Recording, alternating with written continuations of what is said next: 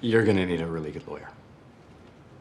Peter, you may have dodged your legal troubles, but things will get much worse. There is still a court of public opinion.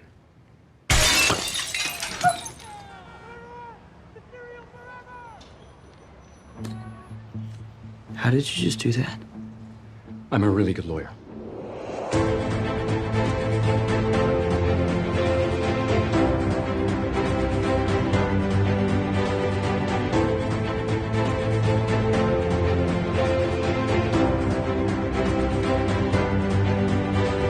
Hello and welcome back to A Stark Contrast, where we discuss the differences and similarities from Marvel Comics to their MCU counterparts. And we are your hosts, Geoffrey and Dai. Hello, and welcome back, everybody. Hey, Jeff. We are back with another one. Hello, Dai. another week. We are coming Another off episode. a nice and busy Labor Day weekend. Yeah, tell me about it. Well, actually, it wasn't so busy for me as it was probably you. Sure. But, nonetheless, busy. Yeah, for sure. Definitely a recuperating moment for yours truly. So now I just trying to get back into the swing of things and for the work week and catch up on the pod. We have not missed one. No, we haven't. Isn't you that believe that? Crazy? Sam asked me this the other day. She was like, so I was kind of like recapping. I was just like, oh, I can stay home this week. And I was like, oh, wait, Yeah. I have to record the pod. And she was like, Yeah. have you and I like missed a week to I was just like, No, we haven't. Like, we always figure it out. Yeah. Like, even if like we're Teamwork. recording like right before, or if Yeah. it's like right on, Right, yeah. on our release. And which I mean, not to toot our own horns or anything, but which is kind of wild because we've both traveled in some capacity and we obviously have day jobs. Yes. And then some. Uh-huh. And so the fact that we're able to make it work is incredible to me. I think so too, because as I'm like, what? Every week, Yeah. I'm just, okay, so we just released this weekend, so we're good on this next weekend. Okay, we're really, okay. Yeah. And then I'm like, wait, okay, it was an off weekend. I was Yeah. like, okay, so we're recording this week. Yeah. And then it's like, when are we doing this? But we always find a couple hours to just knock it out. Since to sit around and jive about our favorite heroes. Yeah. Which is like commendable, I would say. Yeah. Congratulations, Jeff.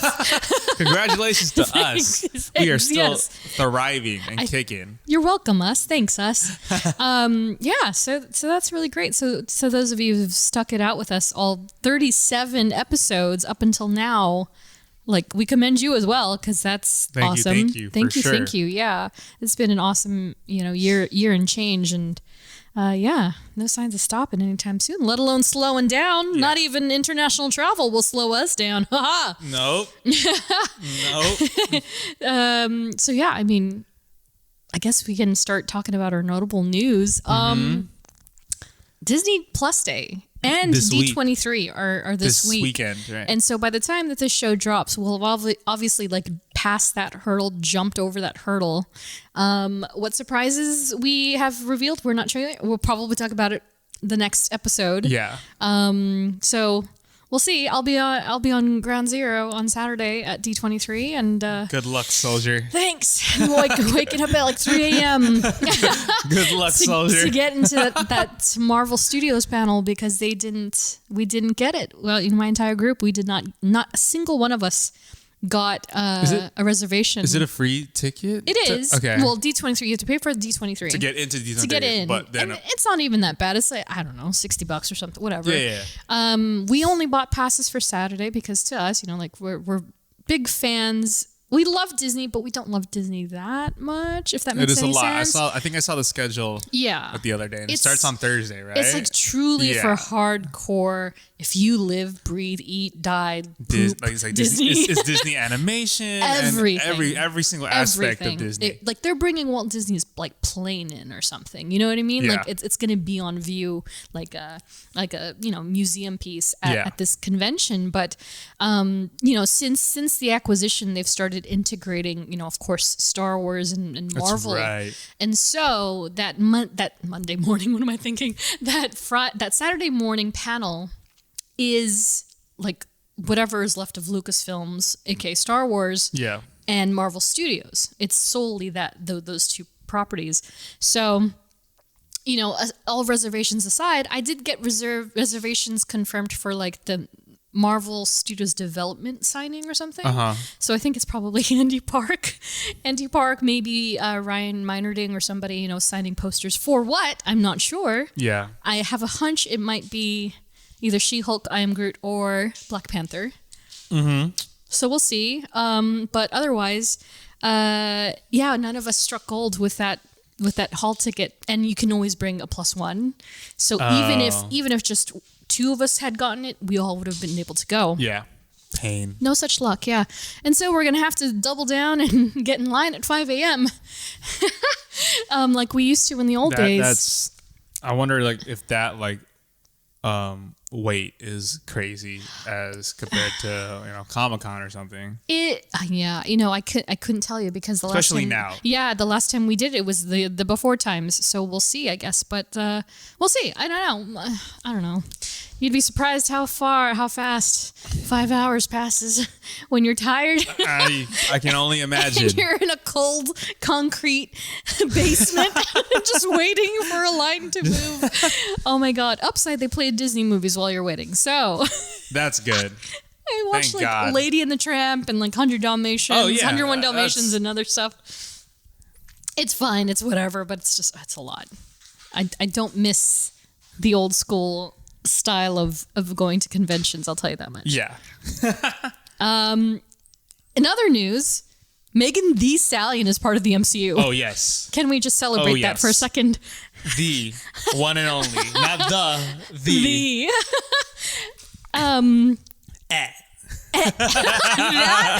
So I'll just say, because I know like we're probably going to talk about She-Hulk and I'm sure Megan will be part of that. Yeah. But what killed me about the episode is like, you know, they first show her as a YouTube clip and I was like, oh, is that it? Because like in some cases that's it, right? And I was like, oh, okay. And then she showed up in the courtroom and I was like, oh my God. And then the is what did it for her. Because it's like, there's only one Megan Thee Stallion. I started dying. I was like, this is hilarious. And then, of course, the stinger. Yeah, the post-credit scene, which I thought was phenomenal. People are so mad about it. And I'm like, you need to relax. Dude. You just need to relax. It's so great. Yeah, it's incredible. And I'm glad that she's like herself because I think you and I, and then even myself with some other friends were like, oh, who is she going to be? Yeah. Is she playing a character? Like, oh. But of course, in true form and the bestest form. I like that it like sets that like celebrities exist exactly in the Marvel universe. It's not, you know, it's not like only the heroes are like the celebrities. Right. You know, like these mainstream artists are also public present. Figures exist. Once upon a time, Barack Obama was in a Spider-Man comic as the president. That's right. Yes. Yeah, it was incredible. So yeah, these little crossovers are pretty awesome. I really enjoy that. And yeah, we'll probably talk about it at length very soon. And then Spider-Man: No Way Home back in theaters. Oh yes. For a limited time. And honestly, 11 minutes makes a huge difference. It does. You'd be surprised. You'd be very surprised. And I was like telling Jeff while I was watching it, because, you know, there's only about 10 people in the theater, but it was quite interesting because I don't know that I've ever seen a film that had extra footage, but like in the theater, right? Like, so and it was like finished too? It was like finished. Yeah, it was completely finished.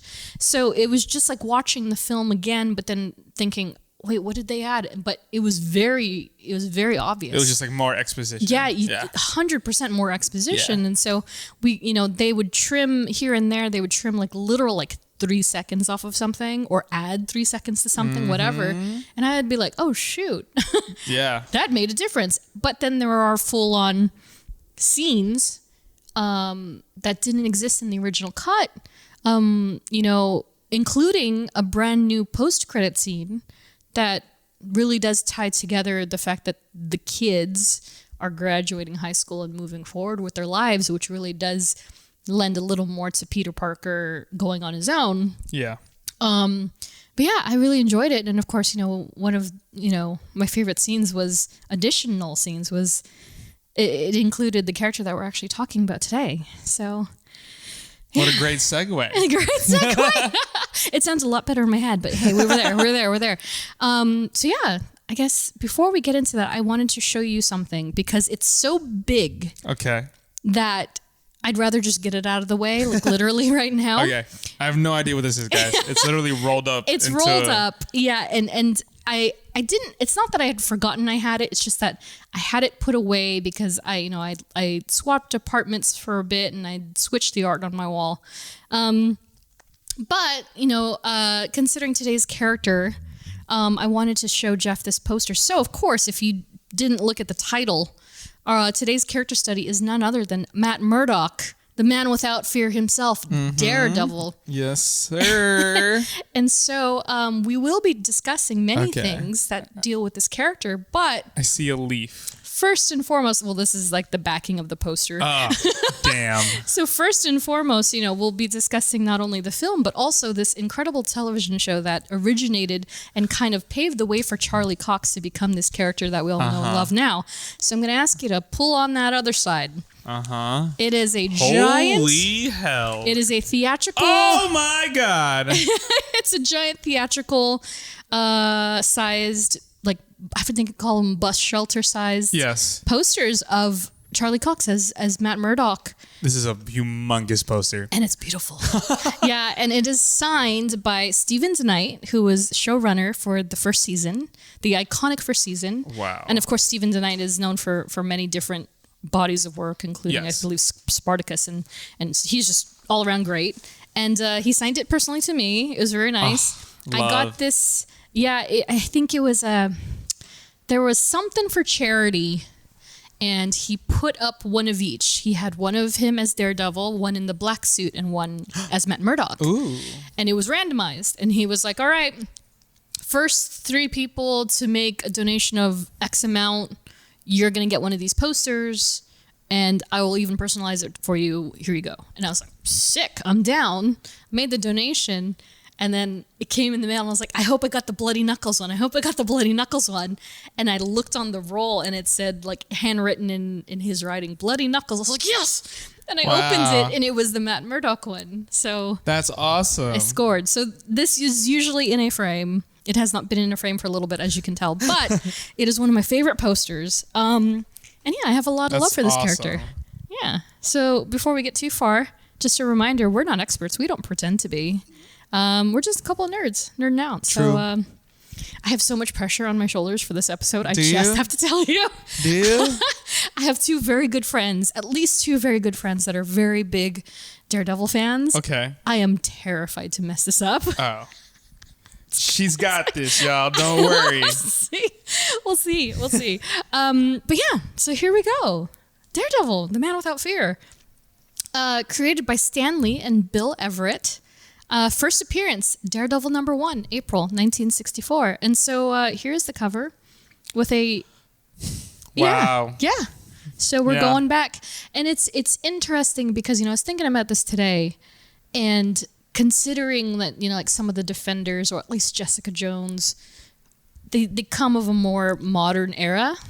Yes. And I often wonder, like, for somebody who has no concept of Daredevil, right, beyond Netflix and beyond, do they think he's like a modern character? Would you have guessed he was a modern character or a Silver Age? Oh, I'd probably say modern because Really? well, I mean, we'll probably get to it, like where I first, Yeah. like my first, like a real like experience with Daredevil. Mm-hmm. But yeah, I'd probably say modern. Modern. Rather Interesting. than if you were to tell me that he was created in the 60s, I'd be like, what? Yeah. and he was, which is Yeah. kind of crazy, especially to look at it now in retrospect and the artwork and such. But, we'll get to that in a second. And speaking of the issue, so Daredevil #1 debuted in 1964, as I just mentioned. Do you have any ballpark numbers for this book? Because it's kind of crazy. Okay. Well, like you said, he's been around since the 60s. Mm-hmm. He's been portrayed in live media Yeah. multiple times. Yep. Oh, Yeah. multiple times. Oh yeah, like at least 2 times. At least 2 times, yeah. And I think with this most recent iteration of this character that Charlie Cox plays, I feel like she's just blown up. Mm-hmm. So it's kind of like he's in the spotlight. Like he's a household name. Yeah, he's thanks a peak to position. thanks to that Netflix series. Yeah, you know, crazy and then the reintroducing of him in the MCU now. So it's just like, okay. Yep. And I think also we just gotta give a kudos to Charlie Cox because he plays an amazing Matt Murdock so in Daredevil. Good. Truly. Ballpark for first appearance. Yeah. Or first appearance. First appearance. Yep. Daredevil #1 is also his first appearance. Yeah. Oof. Yeah. So, like, kind reminder, like, Spidey is about 250 or more. I know. I was gonna say the cop-out answer. Like, I'm thinking 6 figs. So you're not wrong. Thinking 6 figs, but obviously, like, now it's like, okay, is he higher than Spidey? And you're like, You know? Yeah. Can anyone ever be higher than Spidey? I don't know. Unless you're like an X-Men or something. Yeah. I'm going with the number 137. Ooh, that's so close. No, really? It's very close. So on Shortboxed, which is an app that I had mentioned in a couple, I think last episode an episode before, CGC 9.4 of Daredevil #1. That's not bad. No, it's not bad. It's pretty good. Goes for $99,500. No. But wait. eBay got your back because a CGC 9.6 on eBay, 9.6. 0.6. So 0.2% makes all the difference. $125,000. So you're just off by $12,000, but that's pretty. I always try close. to stray away from those like numbers that everyone guesses. I always try to go obscure. So like 133 or 177. For sure. With shipping and tax, probably correct. But yeah, $125,000 for Daredevil #1 in a peak condition. That's really good. Also insane. It's kind of wild. And so it's like if you were a casual Daredevil fan looking to have this book, that's what you're looking at.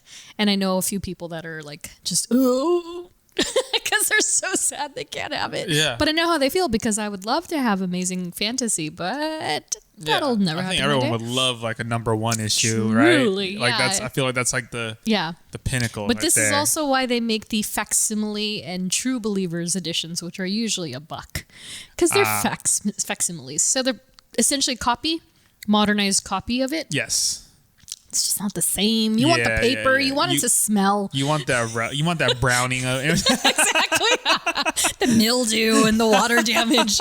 I want it to smell like the 60s. Exactly. Yeah, that's exactly it. It's like when you go into a library, like the archives. Like that's exactly what it smells like.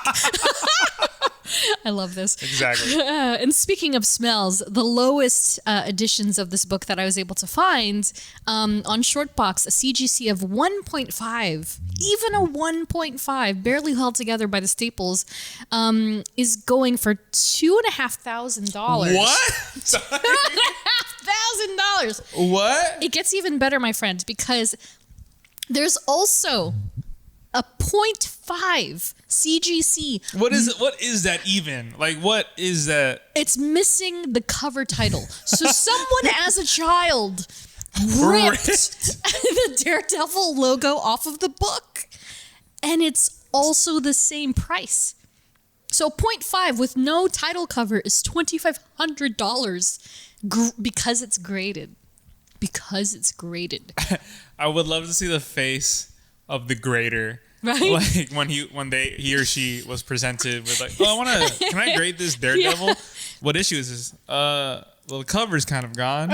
And you're like, it's #1. Can you grade it and then figure it out? Yeah. It's like what? Yeah. Wow. Yeah. I mean, I can't imagine how many times they've seen this book come in and they just kind of go, that's a shame. $2,500. $2,500. Shoot, I'll take that. Yeah, and then on the flip side, on eBay, a CGC 0.5 is going for $2,000.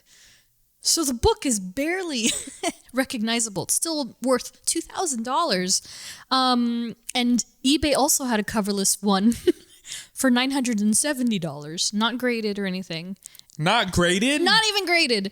And you can get a loosey-goosey of this issue, just, whatever condition it may be, not graded for, here's where your number comes in, $1,338.13. So someone could still cop almost $1,400 for just a terrible, terrible copy of this book. That's how much the character is worth in pop culture. That's crazy. Yeah. So, you started on this, but what was your first exposure to that, which is Daredevil?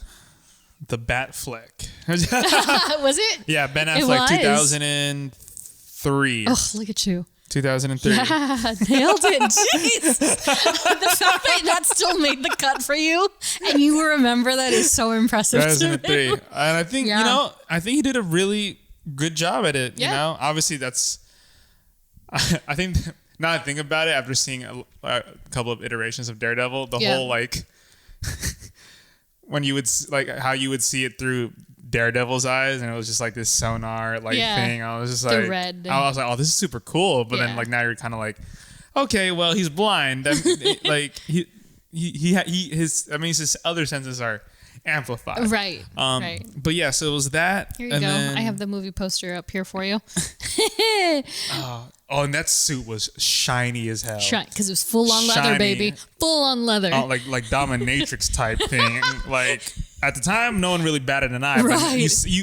But if Charlie Cox wore this, you'd be like, okay, hold on. Yeah. No, for sure. Right. And then Jennifer Which, of course, Garner we'll get into, as Elektra. Oh wow, and Colin Farrell as Deadshot. Bullseye. You almost got there. Yeah. Right on target. And then is he Fisk? Yeah. Wow. Michael Clark Duncan playing Fisk. Yep.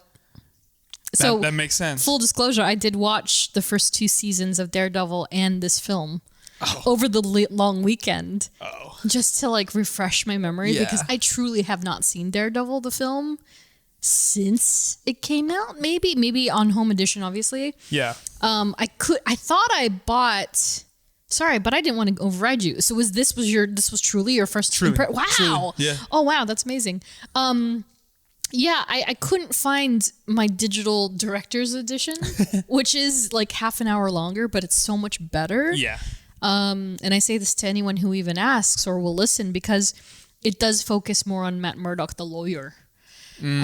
So you get a lot more of that and the reason and the intention behind the way he is and why he's the way he is, especially when it comes to Daredevil.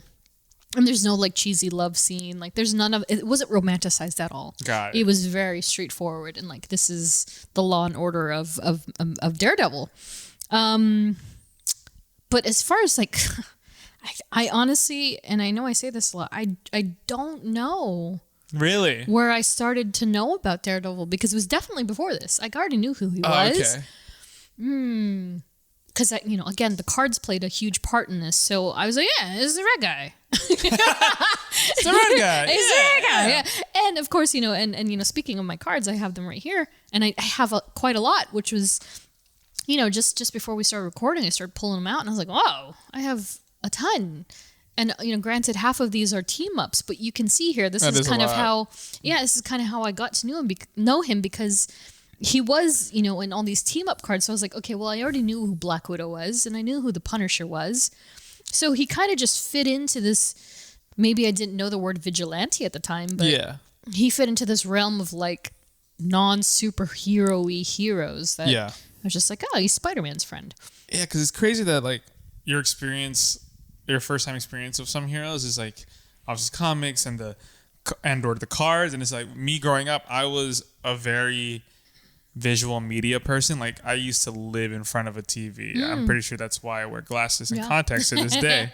But I'd always spend my time in front of a TV, so that always meant watching TV with my dad, and either that would just end up seeing a commercial for the new movie coming out. So the new Daredevil movie, coming out, So it was, oh, that looks cool. And my cousins would always take me to see movies. So I remember, I think I said this in the previous episode, I remember seeing X-Men: The Last Stand. Wow. Yeah, in theaters and stuff, and how chaotic that film was. Yeah. Yeah. So I was always just watching like movies. I didn't even know. This is like, I don't know, maybe, but I don't think I really knew the concept of like comic books at the time, like as a kid growing up. Like it was just like, and whatever was on TV, like that's what I was like, oh, that looks cool, that looks fun, let's watch that. Not knowing that it was adapted from a comic book character. Right? Yeah. Yeah. I mean, I think that goes for a lot of people, to be honest. Like, you know, they just pop out of nowhere. It's like, oh, it's some character, it's some fictional character. Like how I know Ghost Rider is because of Nicolas Cage. Yeah. You know? Yeah, for sure. Yeah. And it's like, and to some people, like that was just like some sci-fi pop culture thing that not really they came up like, with. that's Yeah. at a time when the movie industry didn't take comic books seriously, because like why Right. would we adapt a comic book Yeah, character? It's they cheesy, it's corny, Yeah. it won't make sense on screen. Right, right. Fast forward 20 years later, Here we are. Yeah. Yeah, exactly.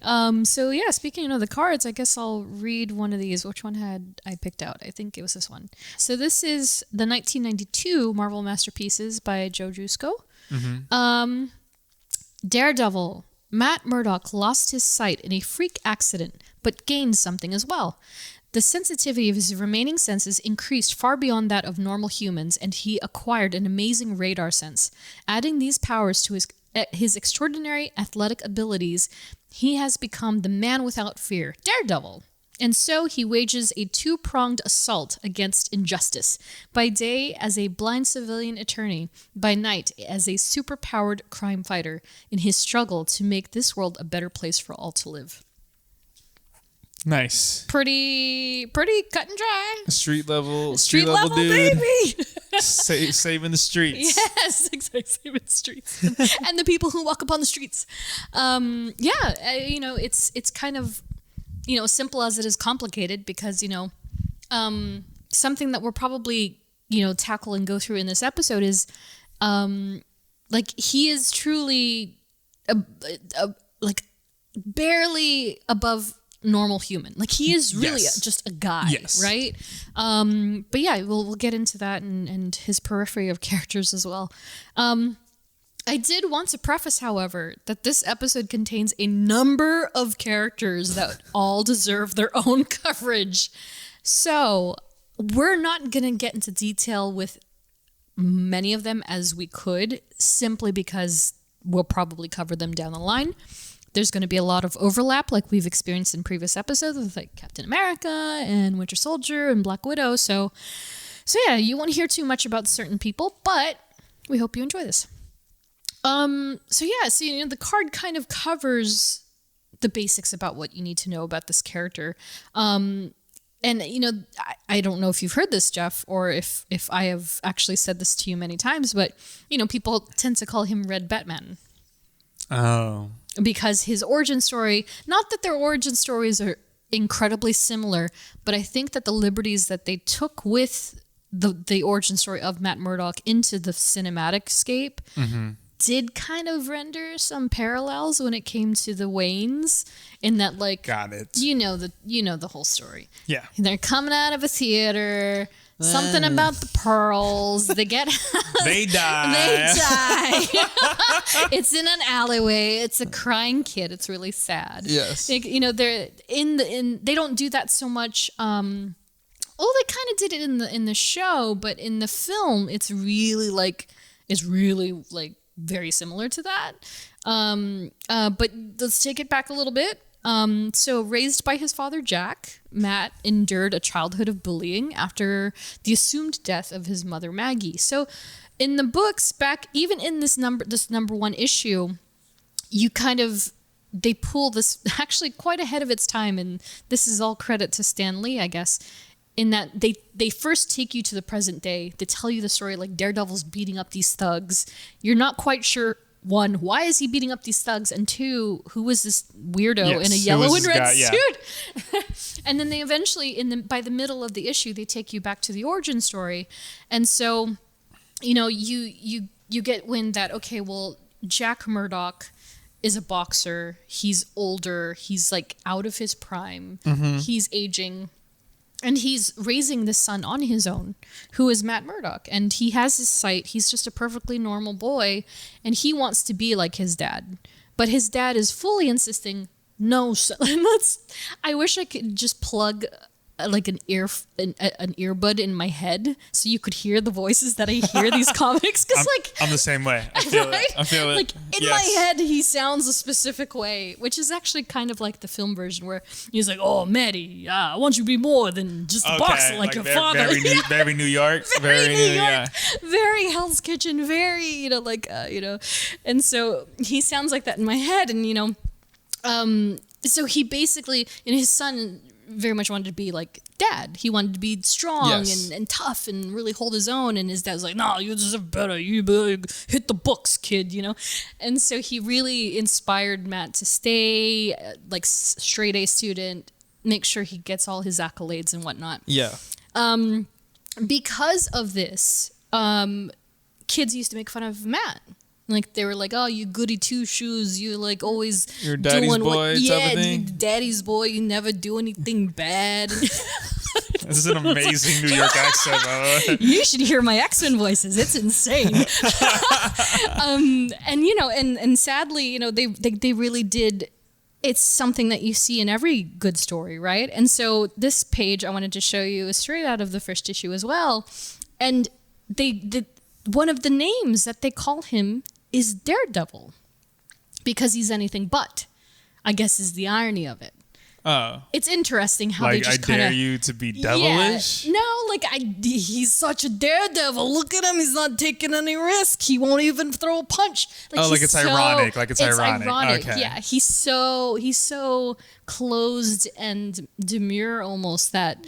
Even though he wants to be anything, but he wants to be in sports and he wants to be a cool guy. But dad's like, "You got to hit the books." And he's like, "All right, I got to do what my dad says." I can't stop. Oh my gosh, I'm going to regret this. You got to hit the books, kid. Forget about it. I'm trying to walk here. Hey, this Daredevil over here. A man without fear. Get Texas bagel with some smell. God. Hey, yo, Paulie. Sorry. Taking it too much. Okay. See? Incredible. Oh my gosh. So despite all of this, despite trying to dissuade his son from like being like him, Matt, and also because the bullying got so bad, Matt turned to going to his dad's gym. He used to go to Fogwell's gym. Mm-hmm. He goes to his dad's gym to kind of like let out the frustrations. So he teaches himself how to box. And of course he learned a bit by visually watching his father back in the day. He's very good at acrobatics, and he's very naturally athletic.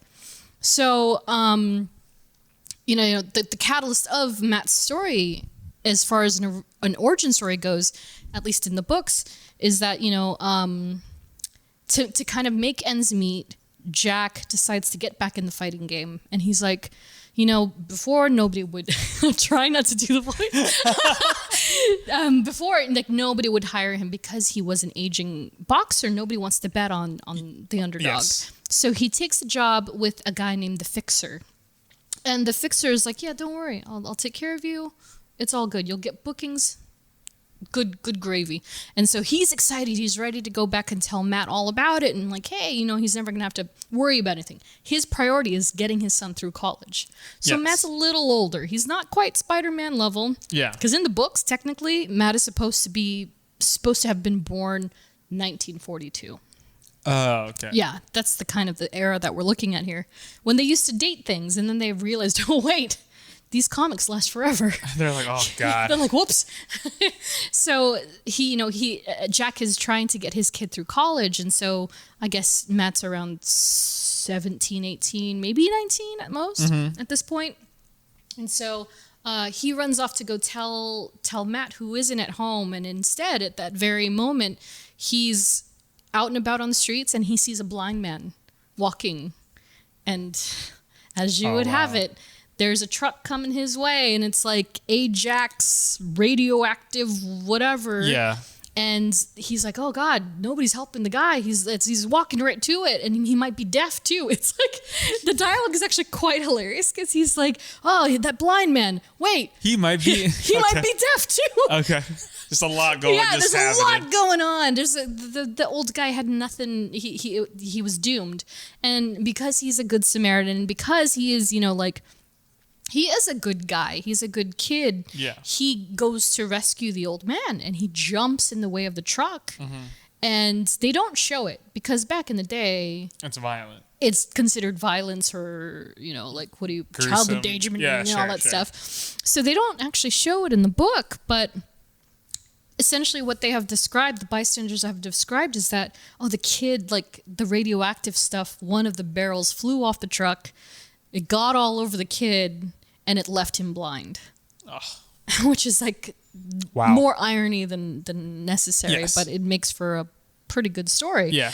And so it ends up very much like the series and the movies where Matt wakes up, he's in the hospital, everything's going haywire. He's like, what is happening? And in the books, it's actually kind of funny because he accepts it much quicker. Yeah. While in the film and in the series, he's like losing He's his like, mind. yo, oh yes. Everything is I loud. remember. Everything is like he can hear heartbeats and people talking, and it's all at once. So it almost drives him crazy in those first few minutes. But in the books, he's quite relaxed, and he's like, I might not be able to see, but at least I'm alive. Like he's Yeah, he's very like, hey. positive about it. And so sadly, not too long after that, Matt's on his way to graduate, and the fixer comes after MURDOCK because he didn't take a fall. He decided, you know what? My son's coming to a show. I'm going to win this show. I'm going to win this match. And instead of being a fall guy for once, Wow. he takes the hit. He's like, never mind. This is it. That's cool. It's fine. At least my son will be proud of me. And then no sooner did that happen, the fixer and his men go after MURDOCK and they shoot him dead.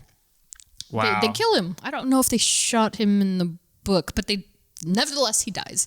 And that leaves Matt very, grieving. He's lost both parents at this point. Yeah.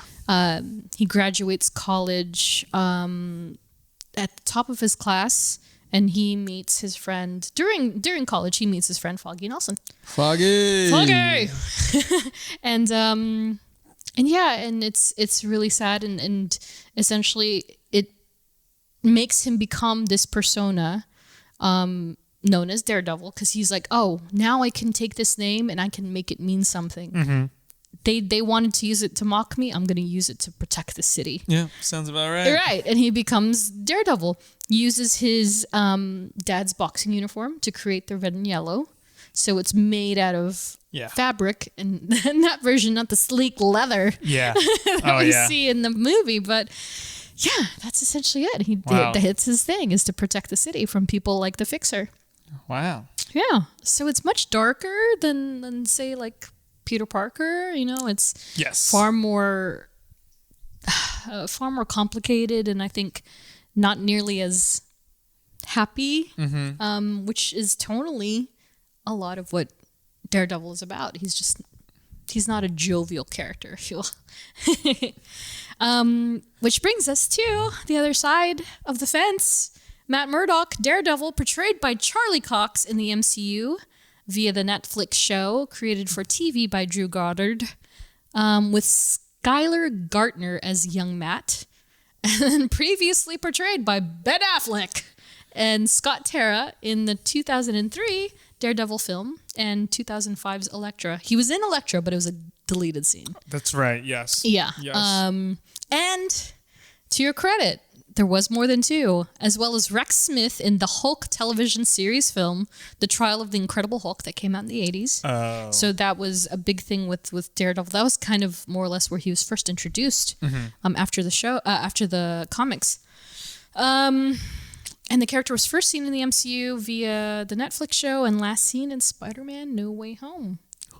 And yeah, there was an extra scene with Matt and Foggy, which was Happy. which is kind of funny because Jon Favreau was Foggy Nelson. Matt and Happy. Right. Yeah, Matt and Happy.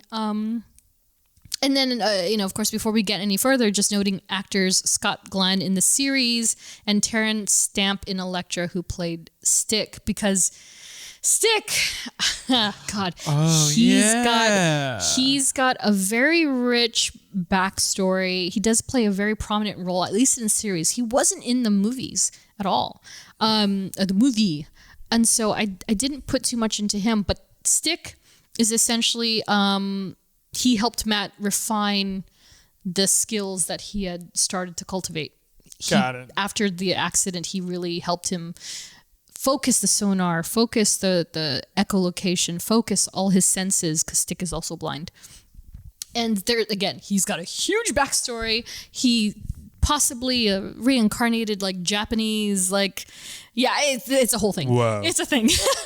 So not going to go into Stick very much, but not to discredit him at all, of course. He is a very, very prominent role in Matt and his upbringing as the hero that we're familiar with now. Yeah. But if you want more of him, that's what the series is for. So of the 3 seasons of Daredevil, how many have you watched? I think fully. Yeah. 2 for sure. 2, really? I think, and then Cool. I think maybe I have like finished it all, Yeah. but like during that 3rd season, it just trickled away from me. Sure. Because I think like during that time, that's when I was like what was that? It was like 20. I think it was 28, 17. 17, 18. Yeah. Yeah, like Sheesh. that's like when I had like time to like binge. Yeah. And I would just watch, because like with me, if it's like it's like a double-edged sword. It's like I love the weekly things, the weekly episodes like everyone's doing now. Yep.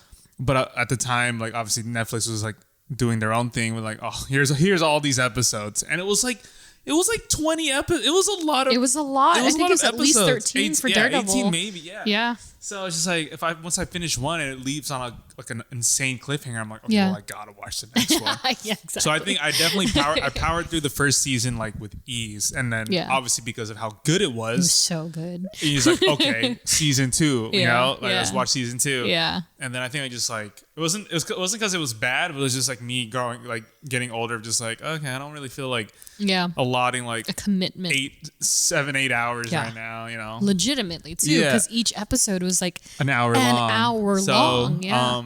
I definitely it's probably trickled down like my watch time at 3, but the character Yeah. was still there, and I think it's what kind of reinvigorated like my love for like Daredevil. Like I remember seeing the Ben Affleck one, I was like, oh, this is a nice. Yeah, I love this. Yeah. And then seeing Charlie Cox's portrayal and the Netflix Marvel portrayal of it, I was like, oh, this is good. For Amazing sure. fight scenes, amazing writing.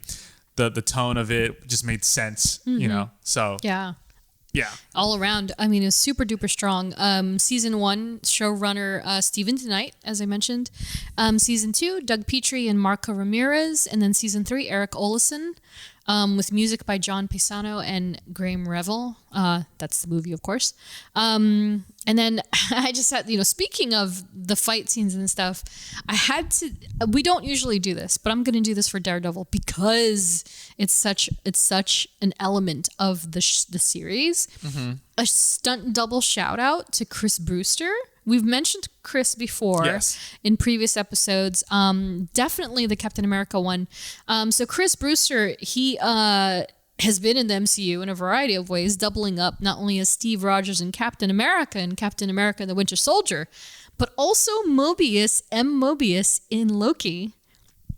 And of course, Matt Murdock and Daredevil in the television series. So he's all over the board. Love that. Mobius is news to me. I had no idea. So they pulled He's him probably over. on set right now. Yeah, he's probably on set right now doing that thing, and hopefully he'll bounce back into Matt Murdock land. But I mean, Chris Brewster's incredible. Apparently, he also jumped into the DCEU, but not as an actual stunt double or anybody. He's a stunt coordinator. Yeah. So shout out to him.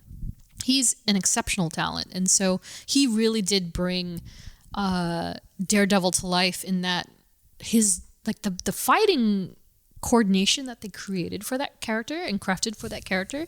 Like, I mentioned this on social a couple of weeks ago, like the infamous hallway scene. I was gonna bring that up. Absolutely insane. Yeah, that's one of the scenes that Daredevil is like the show's known for. Absolutely. Yeah. And then of course in season 2, the subsequent follow-up, which was like the elevator shaft, the stairwell scene.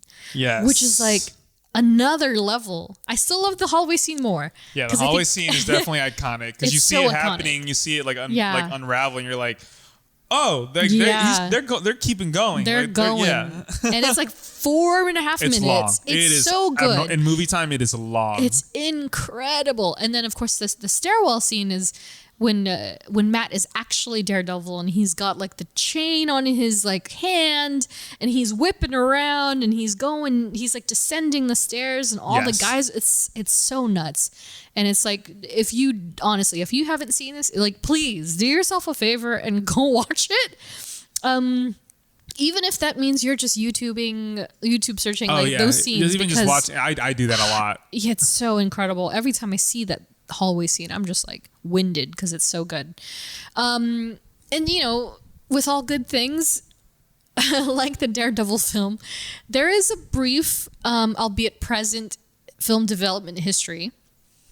And so this movie actually entered development as far back as 1997. So Wow. yeah, it was truly like the dawn of like comic book films, because this is like, I guess if you think timeline wise, this is on the heels of, I don't know, Bill and Ted, Yes. Weird Science, and all that stuff that was like had kind of crept over the 90s and spilled over.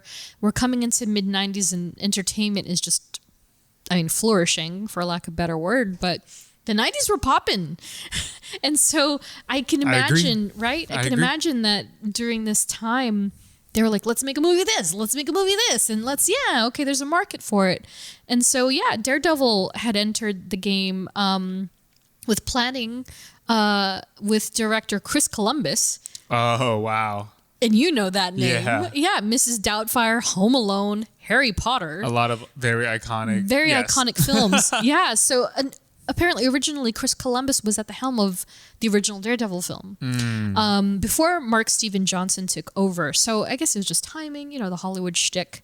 The stars just didn't align anymore. And then Mark Steven Johnson himself, also known for his directorial work for The Killing Season and Ghost Rider. Yes. Wow. That one. So that kind of explains the jump from Daredevil to Ghost Rider in this extended universe that eventually became like a weird floaty, I don't know if it was Lionsgate or Fox or a melding of both. I don't remember who released Ghost Rider, but yeah, that's kind of what started to happen, and eventually it made its way in 2003 with Ben Affleck and Jennifer Garner et al. So with that, I do have a pop quiz for you. Oh, no. It skews a little comic booky, That's fine. but I think this is a fun one for you. They're always fun. Yeah, there you go. That's a good answer. So, pop quiz. Daredevil has had his fair share of a rogues gallery, many that overlap with some of our favorite heroes. Among the following, who was the first Matt fought as Daredevil? Was it, now some of these will sound familiar to you, was it Stiltman? I feel like I will mention Stiltman wherever I can. What's your superpower? I'm on stilts. I'm on stilts. Okay, well, what can you do without the stilts? That's exactly it. It's so funny. Stiltman, Rhino, Okay. Electro, Oh. or the Purple Man. The Purple Man? The Purple Man. Best known, perhaps, from Jessica Jones. Oh, that guy. That guy. Oh. Yeah. Wow. The first one? Very first one that he fought as Daredevil. God. I'm going to be so mad if it's Rhino, but I really don't think it is. Like, no way. You don't think so? Don't do that. Oh, you do this all the time. Stop. I'm doing it out of genuine curiosity of why that is. I just feel like he'd be so overwhelmed.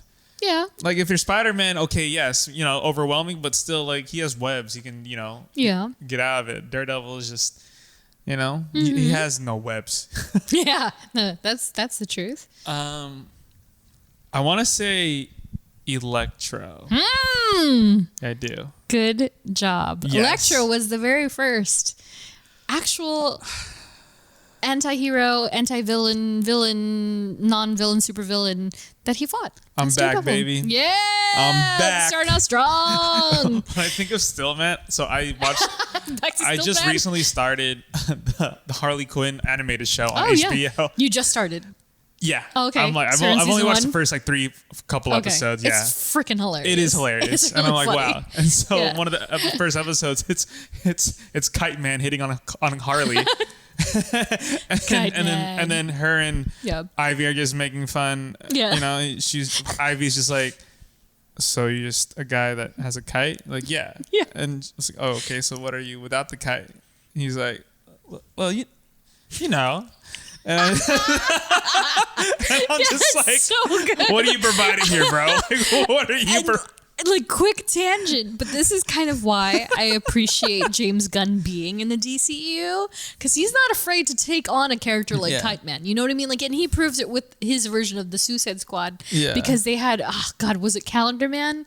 Calendar Man. It was Calendar Man, Yes. right? And I'm just like, oh my God, for the love of God, please, Yeah. like, please give James Gunn like full allowance to go down this roster. So of like terrible after heroes seeing like and those superheroes and couple villains. like first 3 or 4 episodes, I'm like, wow, Yeah. should I watch all It's freaking good. 3 seasons of it? 3 seasons, yeah. 3 seasons, and I'm Yeah. like, so I can catch up like when Yeah. the new season like Yes. comes on, and I know James Gunn is in it, and I'm James like, Gunn is in it, yeah, and Nightwing is officially in it too. So I'm like, yeah. So it's just stuff like that, like Kite Man, Kite Man. Stilt Man, and it's like, okay, Yep, and they're literally that. What there's else no- do you have like superpowers? Nope. No. I just know how to fly a kite. Exactly. It's so good. And so, you know, when it comes down to how we're doing the run of show this episode, I did change it up a little bit. And I moved his powers up. So we're going to talk about powers next, just because I feel they're so very significant to that, which is Daredevil. that Yeah. I think we're just going to tackle it right up.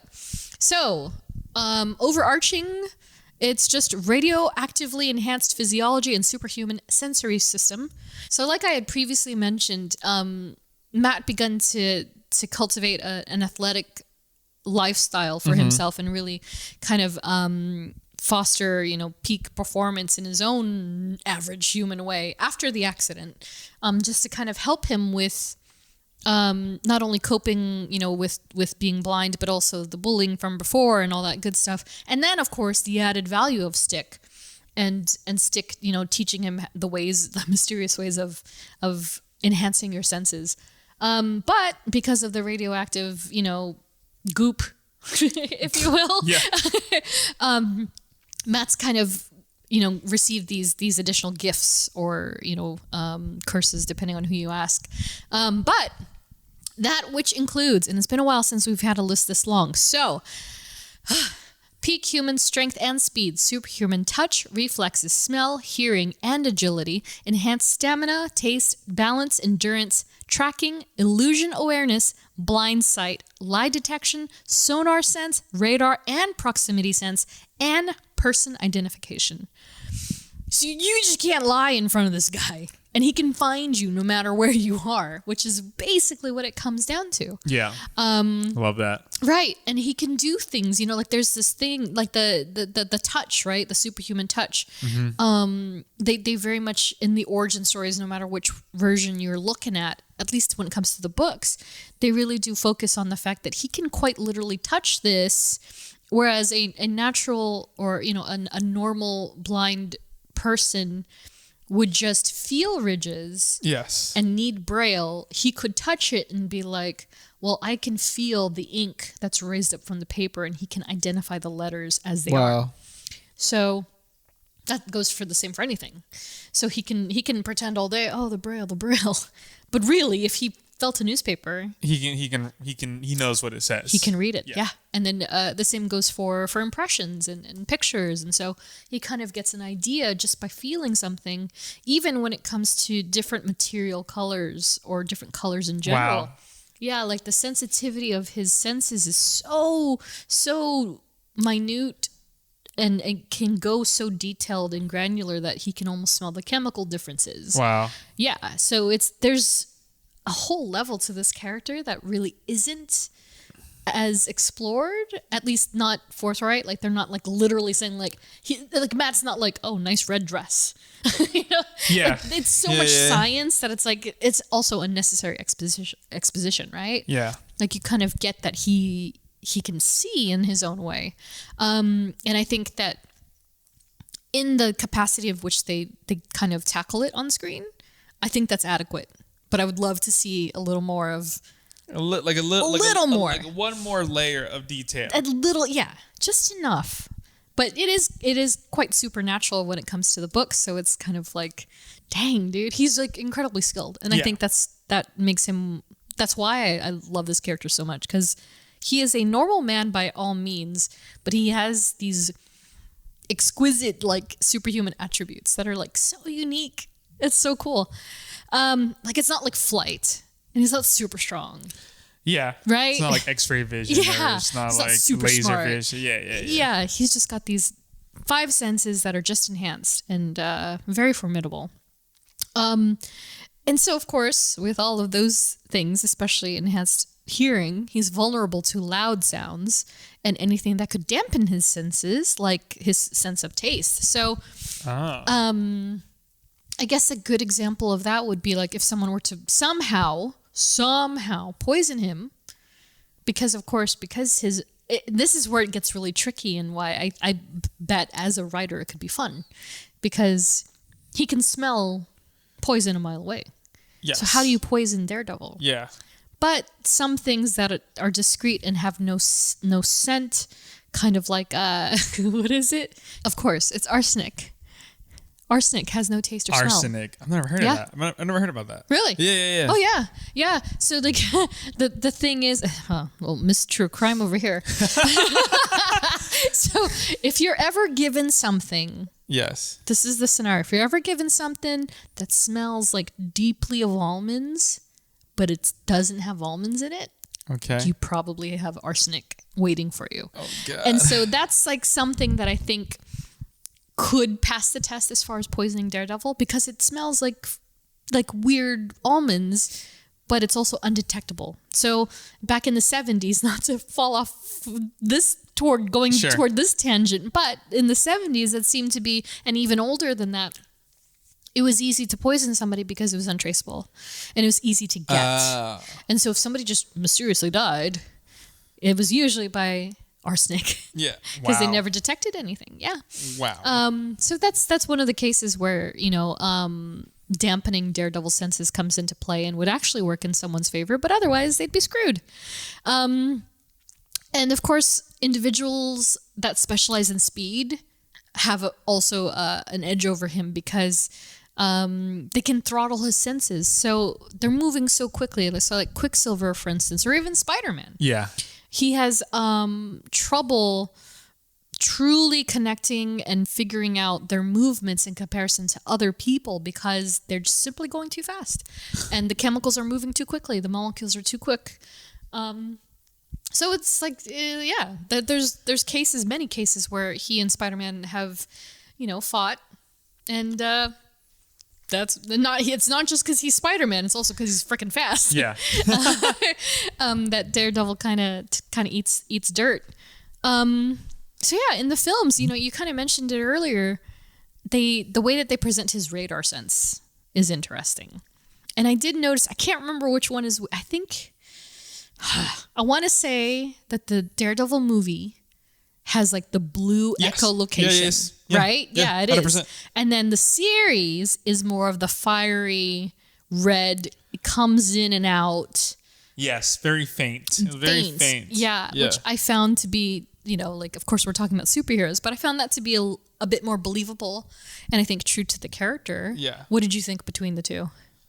Well, yeah, I mean, like I said earlier, like seeing the one in the Ben Affleck version, it was like, yeah. Huh? Like it was cool, but then you get more, modern and like real time, and you're kind of just like, it was almost done for like show, it's right? Like corny. It's kind of corny, Because it's almost as if he could only rely. It seemed like his strongest suit that he had an echolocation. Yes. Like it was like a radar. Like what Ben Affleck's like radar echolocation looked like. It was like which Batman movie was it? Was it The Dark Knight? It was The Dark Knight when it was at the ending, like where he's talking to Lucius Fox, and you see all those screens and everything, and it's kind of like it was sonar. It was literally sonar. Yeah.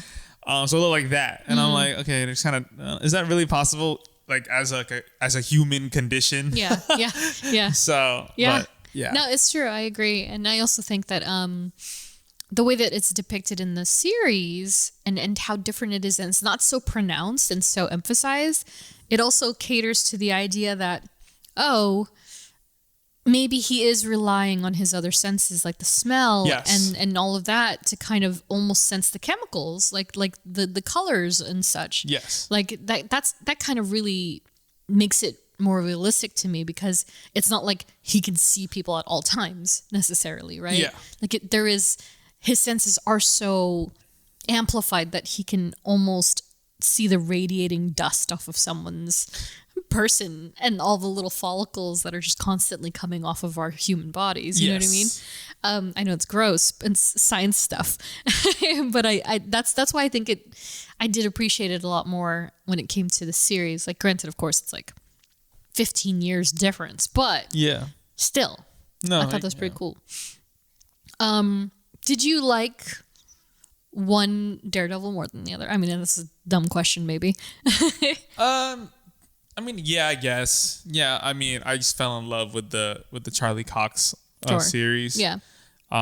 You know, it was just an accumulation, you know, Yeah. and a sign of the times also, Yeah. I guess. Like we're comparing 2003 to 2017, 16. Yeah. It's gonna progress, and that's fine. That's okay. Yeah. But you know, Especially that Ben Affleck one does have like it's like I'll just never forget when you first see it, you're like, whoa. Yeah.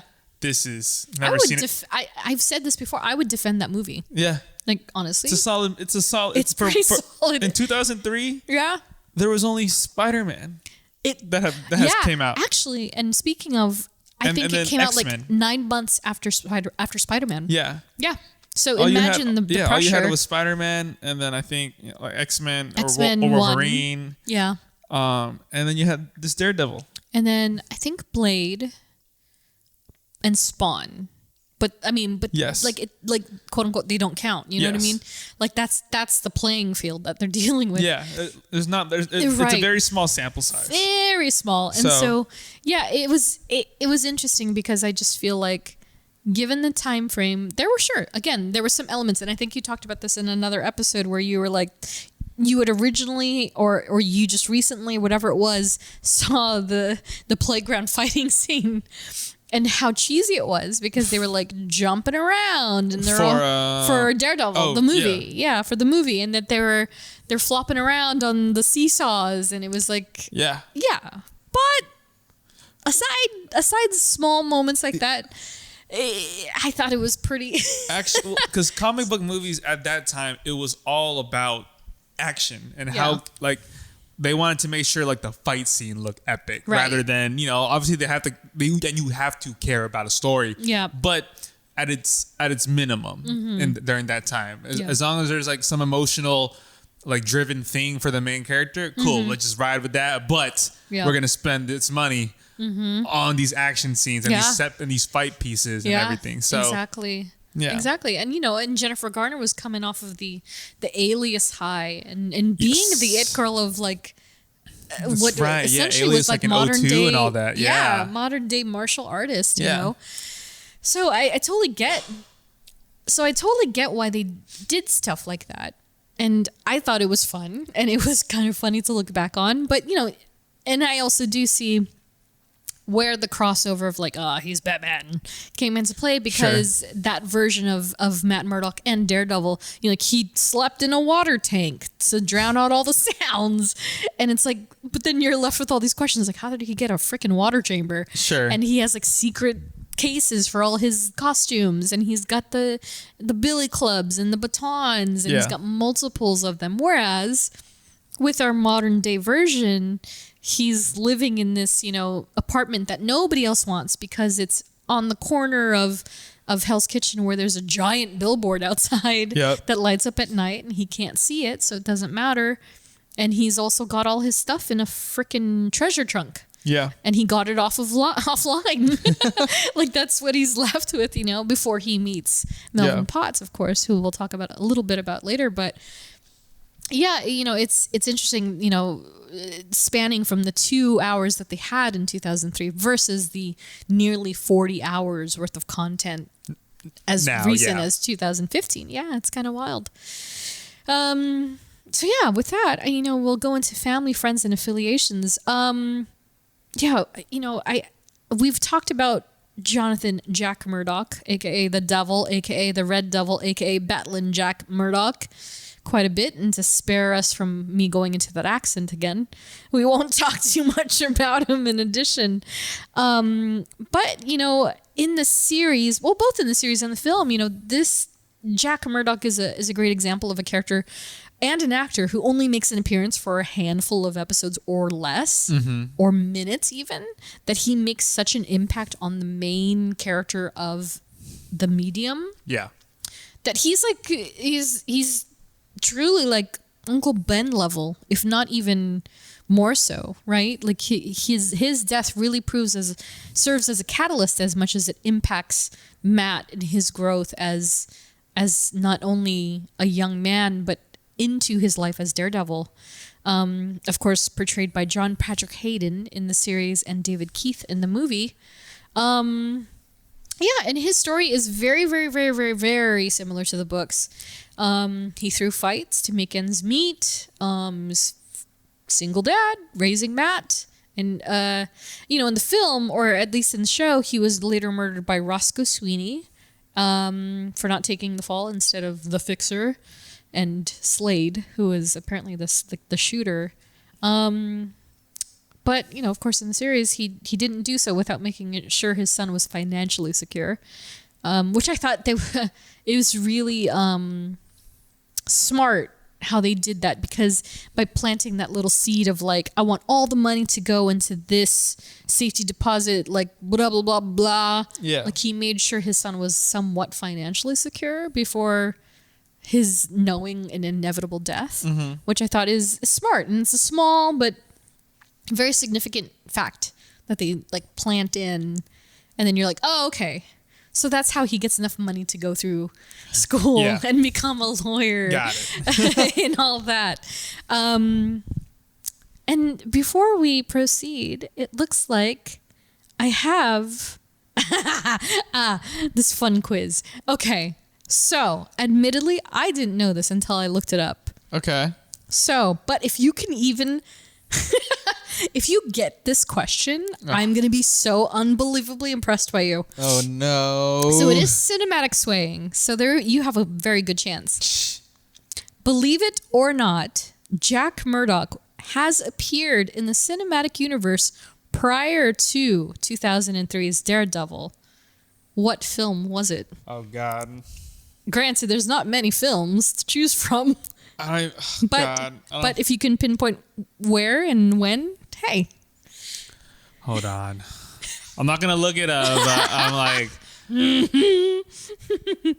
Jack Murdoch. Jack Murdoch. So, Jack Murdoch, you have no recollection. Okay, Negative Ghost Rider. Portrayed by actor Scott L. Schwartz. Evidently... and confirmed in the novelization of this film. Of course. Right? Like, of course. It's not, like, maybe it's on some cut reel. Yeah. Like, way back when. But he appeared in 2002's Spider-Man. So let's take it back. Let's take it back mentally. Like, come with me. Come with me, friends. So, a young Peter Parker is dressed in his ski mask and sweats, and he's making his debut as the Spider, or as Bruce Campbell's character says, Spider-Man.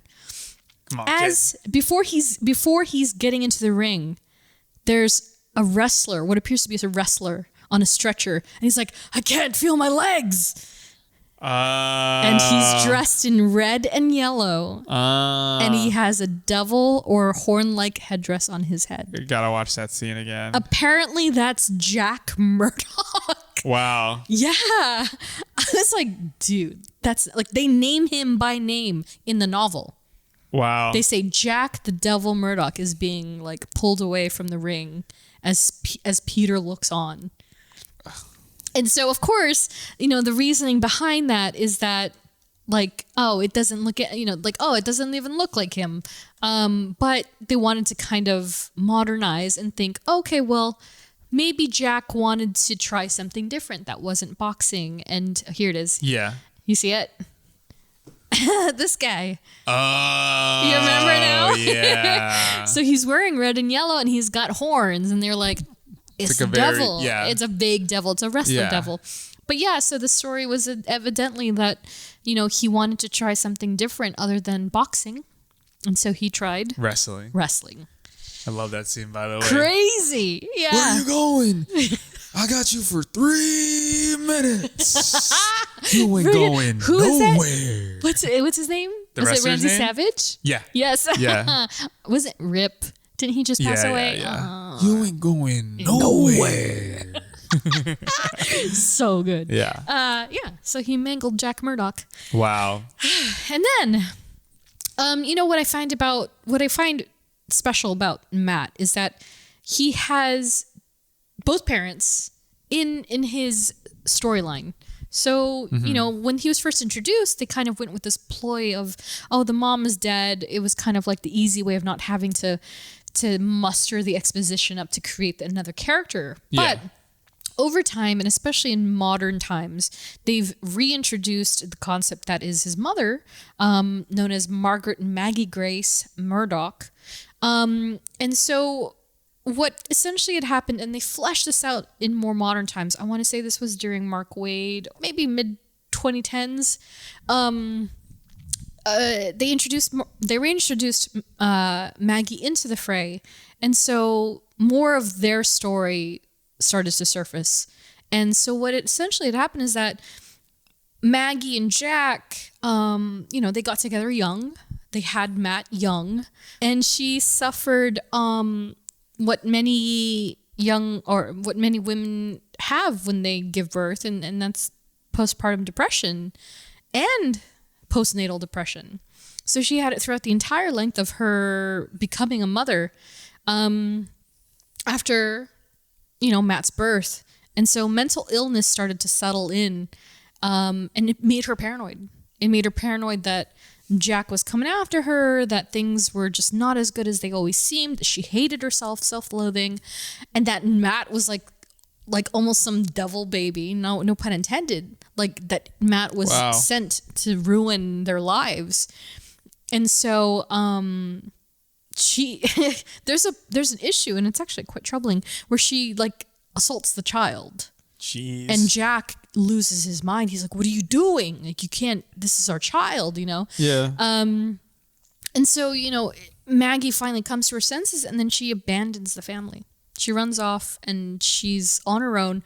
She's taken in by a church, and then she decides to change her life and become Sister Margaret. So she becomes a nun. Wow. Yeah, so it really does incorporate more into the religious aspects that is Daredevil's world, right? Like, he's a devil, quote unquote, by nature, and he looks like a devil, quote unquote, and all these attributes and aspects of his name also being Matthew and Michael. His middle name is Michael. So all these Catholic attributes are laced into this character's origin. And, they kind of pulled stuff from Sister Margaret over to the series, and we don't see that until, I believe, season 3. So you didn't quite make it, unfortunately, but it's quite good. It's pretty awesome. She's portrayed in the MCU by Joanne Whalley and Isabella Piscane. She first appears, I think she first appears in season 1, I want to say. Okay. Ringside, there's a bunch of nuns that come up to the ring. Oh, okay. Yeah, and so she's one of those. And, in the series, she ends up tending to Jack's wounds as he's a boxer in his prime. They fell in love. They got married. They bore the child. And then the same thing happened to her postpartum. And then she just turned to a life of religion after all of that stuff. And then she didn't return until, again, season 3. And now she was taking care of Matt. So you watched Defenders? No, not much of it. Yeah. Not So much of basically at the end of the season, Matt and Elektra are the building's crumbling, and Matt and Elektra are essentially buried underneath it. And Elektra's body is never found, but Matt is recovered. But nobody knows who he is, and he wakes up in what appears to be a Catholic church or some sort of relief room, or almost like a hospital, but not quite. And there's a nurse tending to him. And later in that season of Daredevil season 3, it's revealed that it's his mother. Oh, yes. I think yes. Full circle. Circle. So, I really loved that they kind of brought his origins they brought it back, like in a sensible way that didn't need decades long storytelling, but you did have to kind of hang with all, the 2 seasons and then Defenders and then a little bit of this and a little bit of that before arriving in season 3. But the woman that portrayed adult Maggie, Joanne Whalley, she was just absolutely great. I loved her portrayal. And Matt does end up forging a very good relationship with his mother in the books as well, in his adult life. Their story is very complicated. Like there's that, because of that whole thing, like, oh, she had died, but she wasn't really dead. Yes. And yeah, she was abusive, but things got better. And yeah, it's definitely a great storyline to read and watch. And then of course there are other characters in Matt's proximity and periphery. One of which is, of course, the one that we've spoken about already, Franklin Percy, quote unquote, Foggy Nelson. Franklin Percy. It's like a very proper name. Yeah, Franklin Percy Nelson, otherwise known as Foggy. Matt's best friend, confidant, and partner at Nelson and Murdoch. Believe it or not, in the books, he earned his nickname after Foghorn from Matt during their college years because he used to snore a lot. Oh. So Matt would be like, "You sound like a foghorn," and he's like, "Foggy." We're gonna just call you Foggy. That's hilarious. Yeah. And yeah, the relationship these two have is incomparable. Foggy is truly serving as the balance of the scales that Matt needs for both himself and Daredevil. So, throughout both the issues and the series and, even the movie a little bit, you kind of get served these bits and pieces. Like you go through this journey with Foggy that has been kind of duplicated in things like Spider-Man with Ned, where he's his right-hand man and he's completely unaware that he is this other persona. Then you kind of get to see it when it comes to a head, and they have the moments of contention and fighting and, sussing it out. For Foggy in particular, it was kind of impactful in a way because, they had been friends for so long, and they do fight. Like they put bad people away. Yeah. And there was something in the series, in season 1 of the series, that really struck a chord with me. And I think, Eldon nailed it in that he says something like, so all those times I lied to you, you knew? Can you imagine you and your best friend, and then he tells you oh, by the way, I've known I've known that you BS'd me this entire time. Yeah. So all the very personal things come to light. And then of course the anger of you could die at any time doing this nonsense. Yeah. And then, all these things compacting into it. Foggy's really been he's truly one of those characters, he's a pillar. He's a pillar for this character. He is I don't want to say Aunt May, but he is an Aunt May level where if super important, duper important, if this character were to go away in any capacity, at one point Foggy gets cancer in the books. And Matt cares about Foggy so deeply on a level that's like beyond blood brothers, right? They're really like chosen family. That he asks Ant-Man to help him like shrink down, and he goes into Foggy's body to try and cut away the cancer. Yeah. And it worked for a small amount of time, but it didn't get rid of it. It just kind of made it benign, I guess.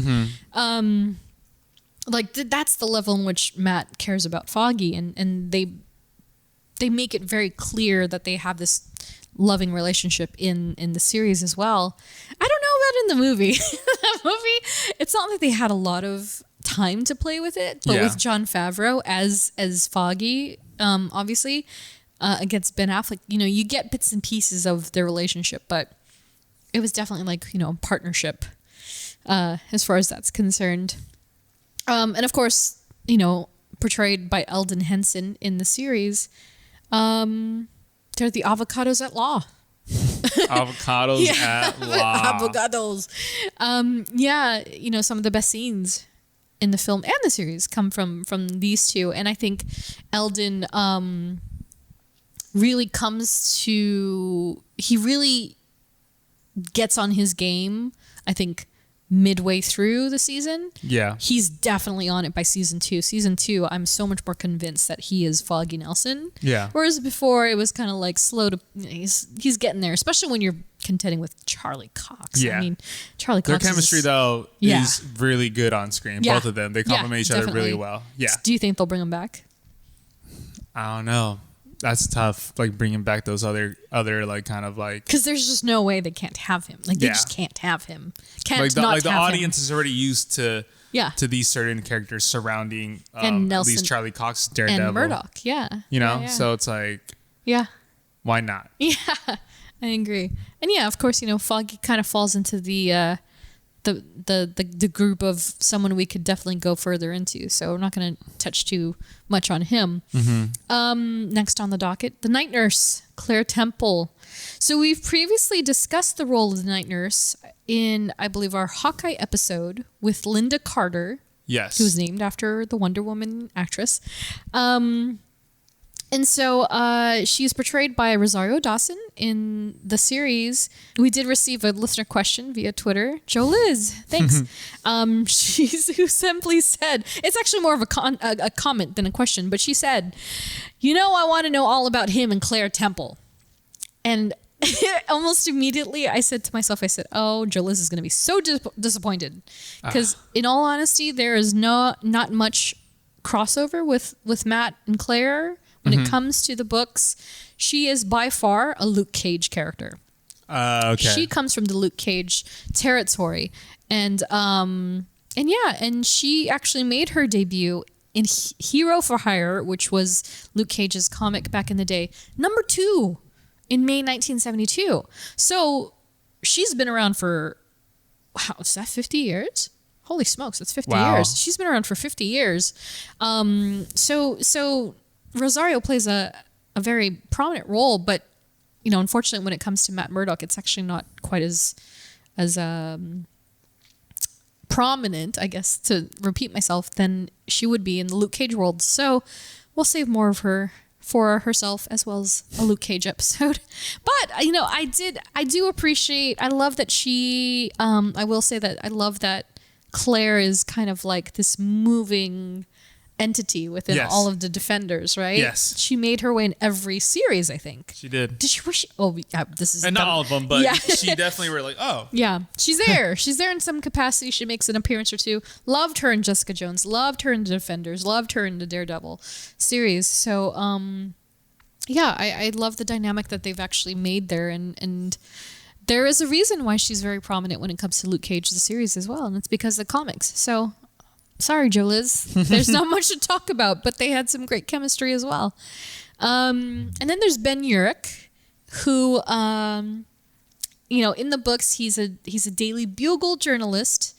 Then later, The Pulse, which in the comics is essentially J. Jonah Jameson decided to create another publication that focused solely on superheroes and the enhanced, and so he called it The Pulse. And so he put this journalist on that publication Ben Urich, I mean, he's gigantic. He's integrated in so many different comic book arcs and titles and stories.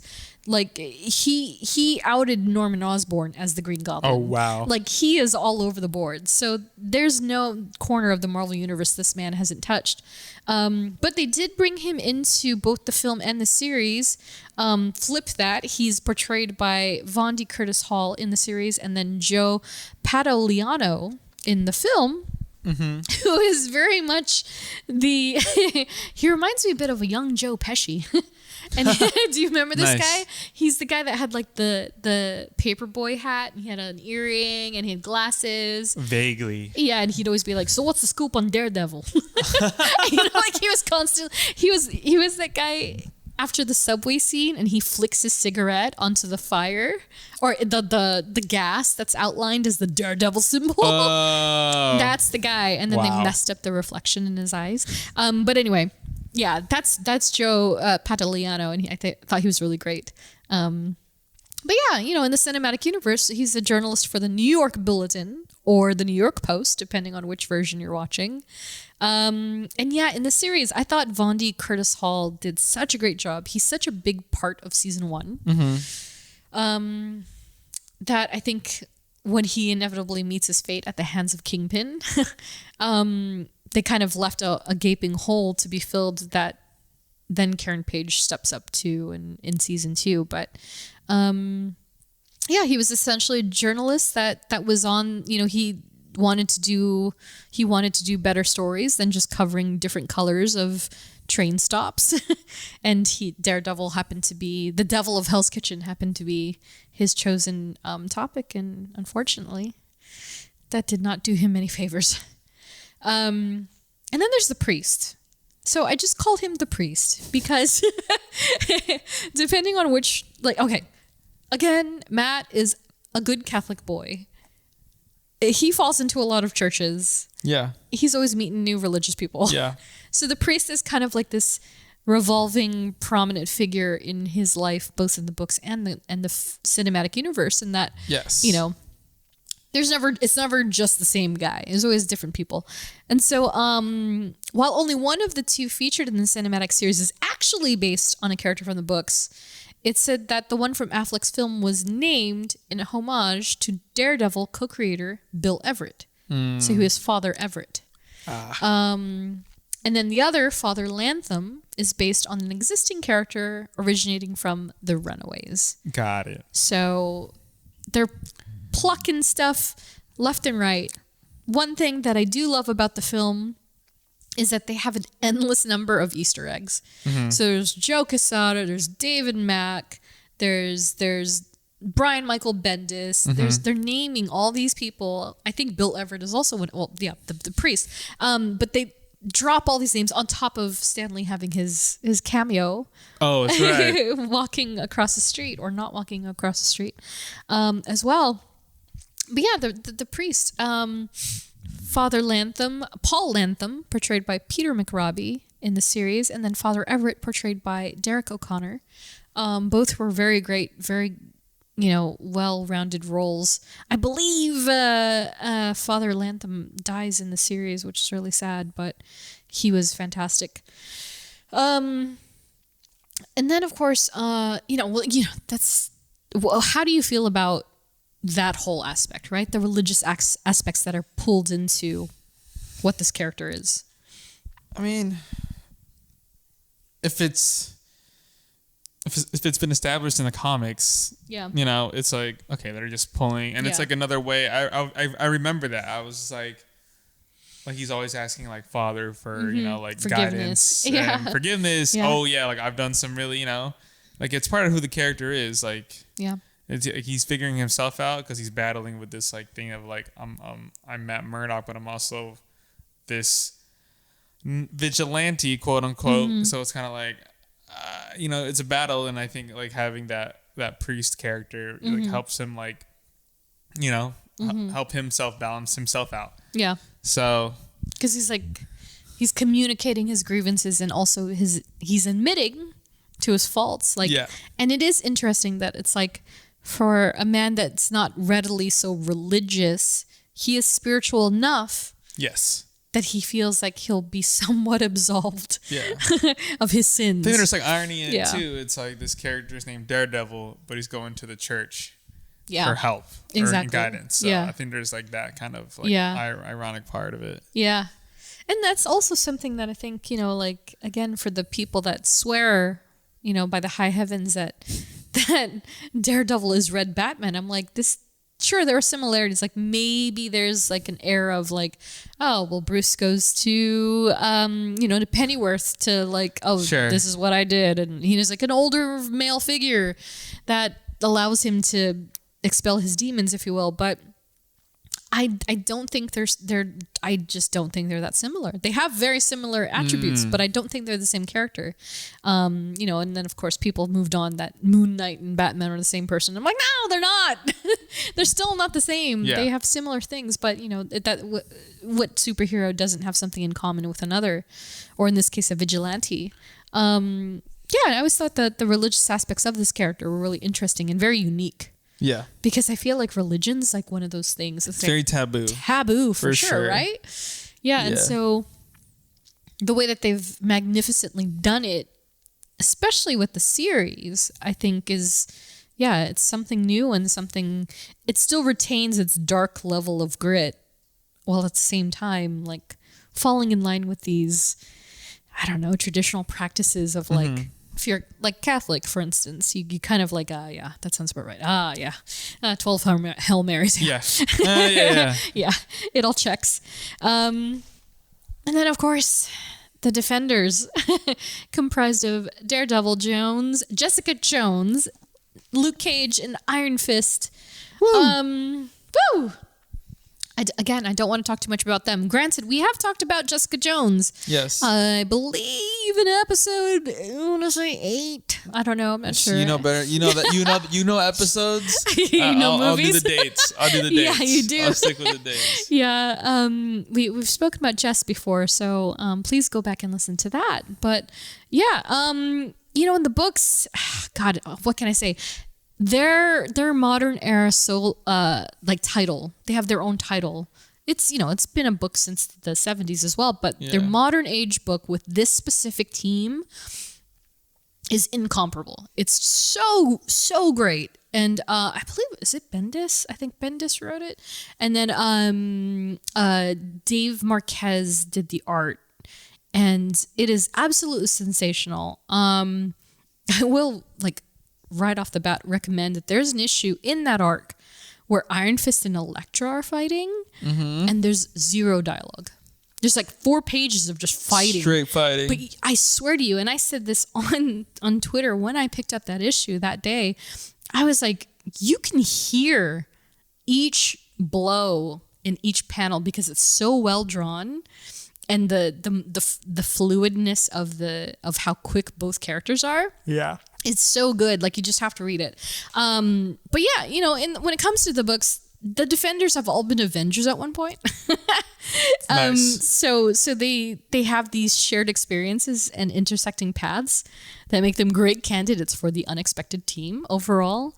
And, kind of up front, they're all kind of a bunch of jackasses. And they're kind of they're underdogs in a way. They're rough around the edges, and they don't quite fit anywhere else but together. And that transcends and translates over to the cinematic universe very well.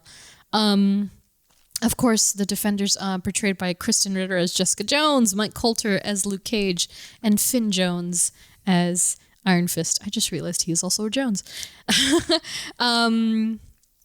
Yeah, and the miniseries at large dealt with Elektra and the Hand, as well as the associated sub-characters from all of the series, which I really loved as a Defenders fan. But yeah, you didn't see all of them. It. Yeah, I wasn't super just you got to go for it, man. It's so good. There's just a lot good. of those that the Netflix series I just fell off because I think for me it was like Daredevil, boom, blew through that. Yeah, easy. I think Jessica Jones blew through it too. Oh, and then I think I slowly kept up with Luke Cage. Luke Cage, admittedly, is a little slow. And I don't know if I don't good. think I ever finished it. It was just I I don't know. I'm not gonna say I wasn't like not into it, but I think just like Life. me setting a certain amount of time just to sit down and watch it. I have a short attention span, so I just like stopped, and Yeah. I didn't even watch Iron Fist, and then Poor Iron Fist. and then like Yeah, no, Defenders, for I didn't even Yeah. do it just because I was just like I think I was just like I totally didn't get it. have time to just I would say if you're gonna pick up anything, just pick up Defenders. Defenders is it. Just go for it. When it came to the end of the series, spoiler alert. Sorry, Jeff. What? Like I mentioned before, like it weighs very heavily. It's taken stories from season 2 of Daredevil as well as the other Defenders series. And so by the time that they arrive at Defenders, it's very much about Elektra and her potentially being the Black Sky, which is the leader of the Hand. Yes. And so at this point, she's already died. She's come back. She's just possessed in for lack of better wording. And by the end of the series, Matt's really intent on bringing her back, not to life, but Evanescence. Quick tangent. Got it. Daredevil is why I like Evanescence. Wow. So What a connection. right? If not, because, I've mentioned this before. I used to collect all the soundtracks back in the day. And so when it came to the Daredevil soundtrack, what song was introduced but Bring Me to Life and Evanescence, which is how I met the band, became friends with the band, and then got credited in their second album. Whoa. Wake me up. Wake me up inside. Can't wake up. Bring me up inside. Wow. I kill that song at karaoke. Wow. But yes, it's all because of Daredevil. It's all because of Daredevil. So anyway, he was attempting to bring her back to life or bring her with him. And essentially the building was like succumbing to this supernatural power. It fell on them. And like I mentioned with Maggie Murdock, Matt's body was recovered. Elektra is still nowhere to be found. And then that basically brings us to the current tense. So we'll see what they end up retconning. Yeah. Or keeping. I guess as we see more of him. Yeah. We'll see like what they do keep and what new, I guess, parts or portions they're going to introduce. Exactly. And where they want to see his story go. Exactly. And so some side mentions. I want to keep these quick because again, another few characters that they're all such prominent characters in their own manner. I don't want to talk about them in fleeting like this. So side mention for Frank Castle, the Punisher, who's introduced in season 2 of Daredevil. Anti-hero in the books, best described by Wikipedia as a vigilante who employs murder, kidnapping, extortion, coercion, threats of violence, and torture in his campaign against crime. Wow. And so easily said, that very campaign against crime is what brings him and Daredevil together. And in the books, surprisingly enough, Matt and Frank were childhood friends. But they had nothing less of a contentious relationship as adults. And so, they kind of have these moments where they recollect, like what they used to be before, like life corrupted them, if you will. So they have that going for them. But in the series, Frank Castle, the Punisher, portrayed by John Bernthal, who I love in this role. Oh my God, he's amazing. He's so fantastic. Amazing. Not only as an actor, but especially as Frank. He enters in season Daredevil season 2, looking to clean up the streets of crime. And the mafia. He makes the people of the city question the validity of having vigilantes roam free at all. So that's kind of where his quote unquote relationship with Daredevil comes to play. And that's like literally they spend 2 episodes where Daredevil's just chained up and they're just talking. So it's a lot of framing and building off of that. And of course he got his own spin-off show. So clearly something worked out. Oh yeah. And I definitely hope he comes back. I hope so too. God, I would love to see him again as the Punisher. And then of course our friend, the friendly neighborhood Spider-Man himself, Peter Parker.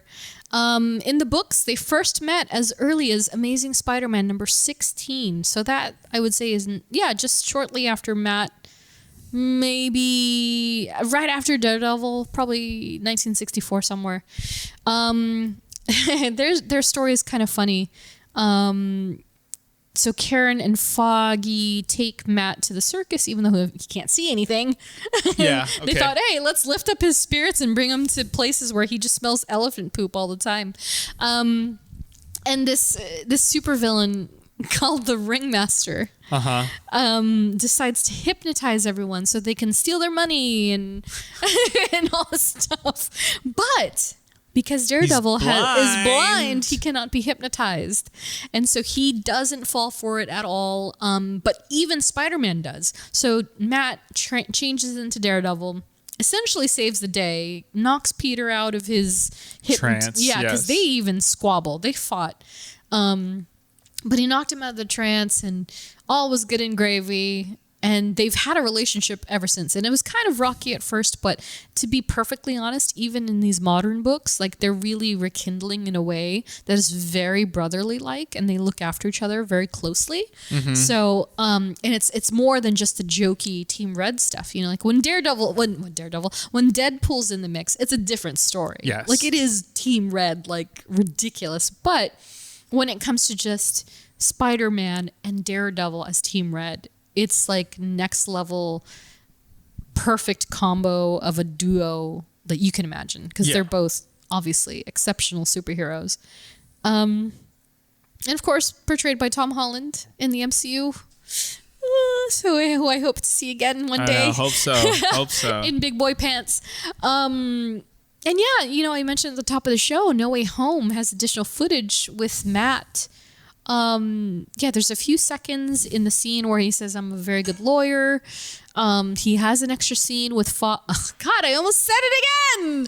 With Foggy, with Jon Favreau as Happy, which I thought was really good because, again, it was another, you know, Matt, the Just lawyer. adds to it, yeah. Yeah, you know, in front of his defense team or, you know, prosecutors.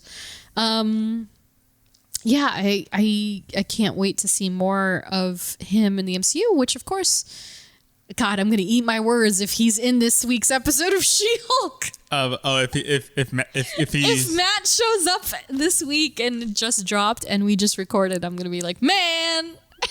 Yeah, well, It's okay. It's okay. That's what I get for thinking he was going to show up in 2 or 3. So yeah, if he showed up by now, wow. yay. We have something to talk about. But that brings me to, of course, She-Hulk, who in the comics, you know, he has crossed paths many a time. And, you know, I've mentioned this before, that they have been at opposing ends at the bench together, you know, representing and defending different people. And so they're no stranger to one another. And so that'll be interesting to see how Charlie Cox and Tatiana Maslany Can't wait. have their chemistry. But you know what else? You know who else has chemistry with Matt Murdock? It's his love interests. A lot of them. And a lot of them. Many of which do not end well. He's got a criminal record when it comes to women, because there's like a running joke that all the women he ever dates dies. That is unfortunate. It's so messed up. Yeah, it's really unfortunate. And so when it comes to his love life, Matt Murdock's record is less than stellar. We won't go into all of his relationships, but I wanted to give an honorable mention to Typhoid Mary and Gloriana O'Brien as we concentrate on the following. Let him fly. Yeah, Typhoid Mary was actually in the Elektra movie, but yeah, again, they didn't have any. There was no Daredevil tie in there, so there's not even a point to mention her. But she is a very interesting character who was, you know, she spans many universes as far as these heroes are concerned. But to concentrate on Daredevil's lovely ladies, Karen Page, the most familiar name, at least if you're a fan of the series. So let me just preface. She is the topic of the Color series when it comes to Tim Sale and Jeff Loeb's Color series that I love so much. She's Daredevil Yellow. Karen, let's just say Karen's less than perfect. She's not exactly Gwen Stacy material. She's very flawed, very, very not unusual, but Unorthodox? unorthodox is a good word. Or unconventional? Unconventional, maybe even better, because, like I said before, a big thing between, like, if you were to compare and contrast Daredevil and Spider-Man, Yeah. Daredevil is undeniably darker and more unresolved and very complex compared to Spider-Man, and the more, I don't want to say happy-go-lucky, but it's a lighter story.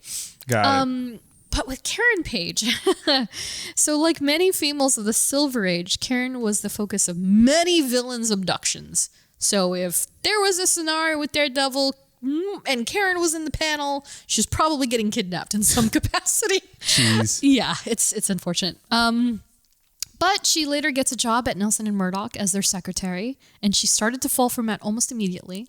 She's like, oh, he's so handsome. It's unfortunate he's blind. Like, they would write this stuff. I was like, dude, that is not politically correct anymore. The 60s were wild. So, like, oh, he's so handsome. God, he's blind. Yeah, she's like, yeah. Like, what? Like, that was his choice. Like, he doesn't have a choice. It's almost exactly what they say. Like, she's like, he's so handsome. It's unfortunate he can't see. And I was like, oh. And so anyway, like Foggy gets so jealous because he finds her attractive, and he's like, oh, I wish she would talk about me that way.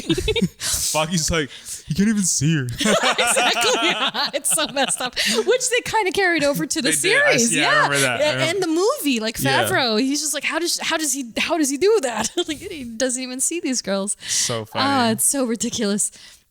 And so Karen actually, she worked with them in New York. She was a newcomer to the city as it was, but somewhere down the line, she left New York to pursue an acting career in LA, and at this point she knew that Matt was Daredevil, and she didn't approve of it, didn't like it. She wasn't down for it. She's like, you know what? You do that. Yeah. I'm gonna go to LA and become an actress. Yes. And so, caught in some unfortunate crossfires. This is where I can't wait for your reaction. Karen became a drug addict, stoned on heroin, and then became a porn actress. Whoa, my God. What a 0 to 100 moment for sure. Totally. So, I mean, like, imagine, if you will, like, the bright and vivacious Deborah Ann Wall that we see in the series. I know. Like, going down, which I almost thought they were gonna do. I almost thought about it. Like, even when she's introduced into the show, and like her first scene is her waking up next to a dead body.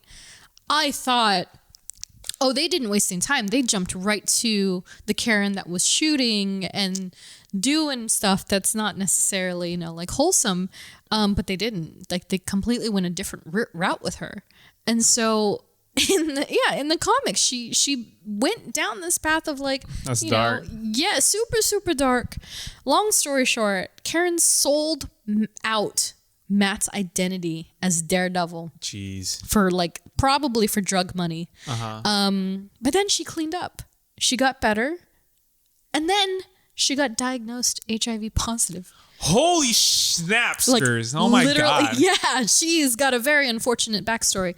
And then during a battle, she was on the mend. So Bullseye and Daredevil were fighting, as they do. Bullseye took the Billy Club, tried to kill Daredevil. She jumps in the way, and she dies by Matt's own apparatus. That's the crazy thing about the series, at least first and foremost, is that I thought that would be a bigger plot point, but I do understand that they're trying to do better about characters like Karen Page that were written in the 60s during a very misogynistic era. Yes. And so they try to do better by her. So she's still alive in the series. She is. She was in The Punisher. She's made it. I love her too. I love Deborah Ann. She's a great actress. I fell in love with her, like, as a character. Yeah, she's great. Like, oh, she's so pretty, and then she's so sweet, and she's also very, like, helpful. She's not like no damsel in distress type of character. Right. Like, she's there, like, with Matt through the thick of everything. Right. And then that's kind of what I meant when Ben Urich was taken out, that he left this whole, like, to be filled, and I feel like they kind of just went, oh, well, Karen could fit that mold, and so they kind of made her like a baby journalist in a way. Yeah. Where she started to do the recon and the work that Ben might have been doing on his own. But she was portrayed by Ellen Pompeo in the movie. Did you remember that? Like, I think she's in it for like 5 seconds. Probably. But Ellen frickin' Pompeo was like, wow.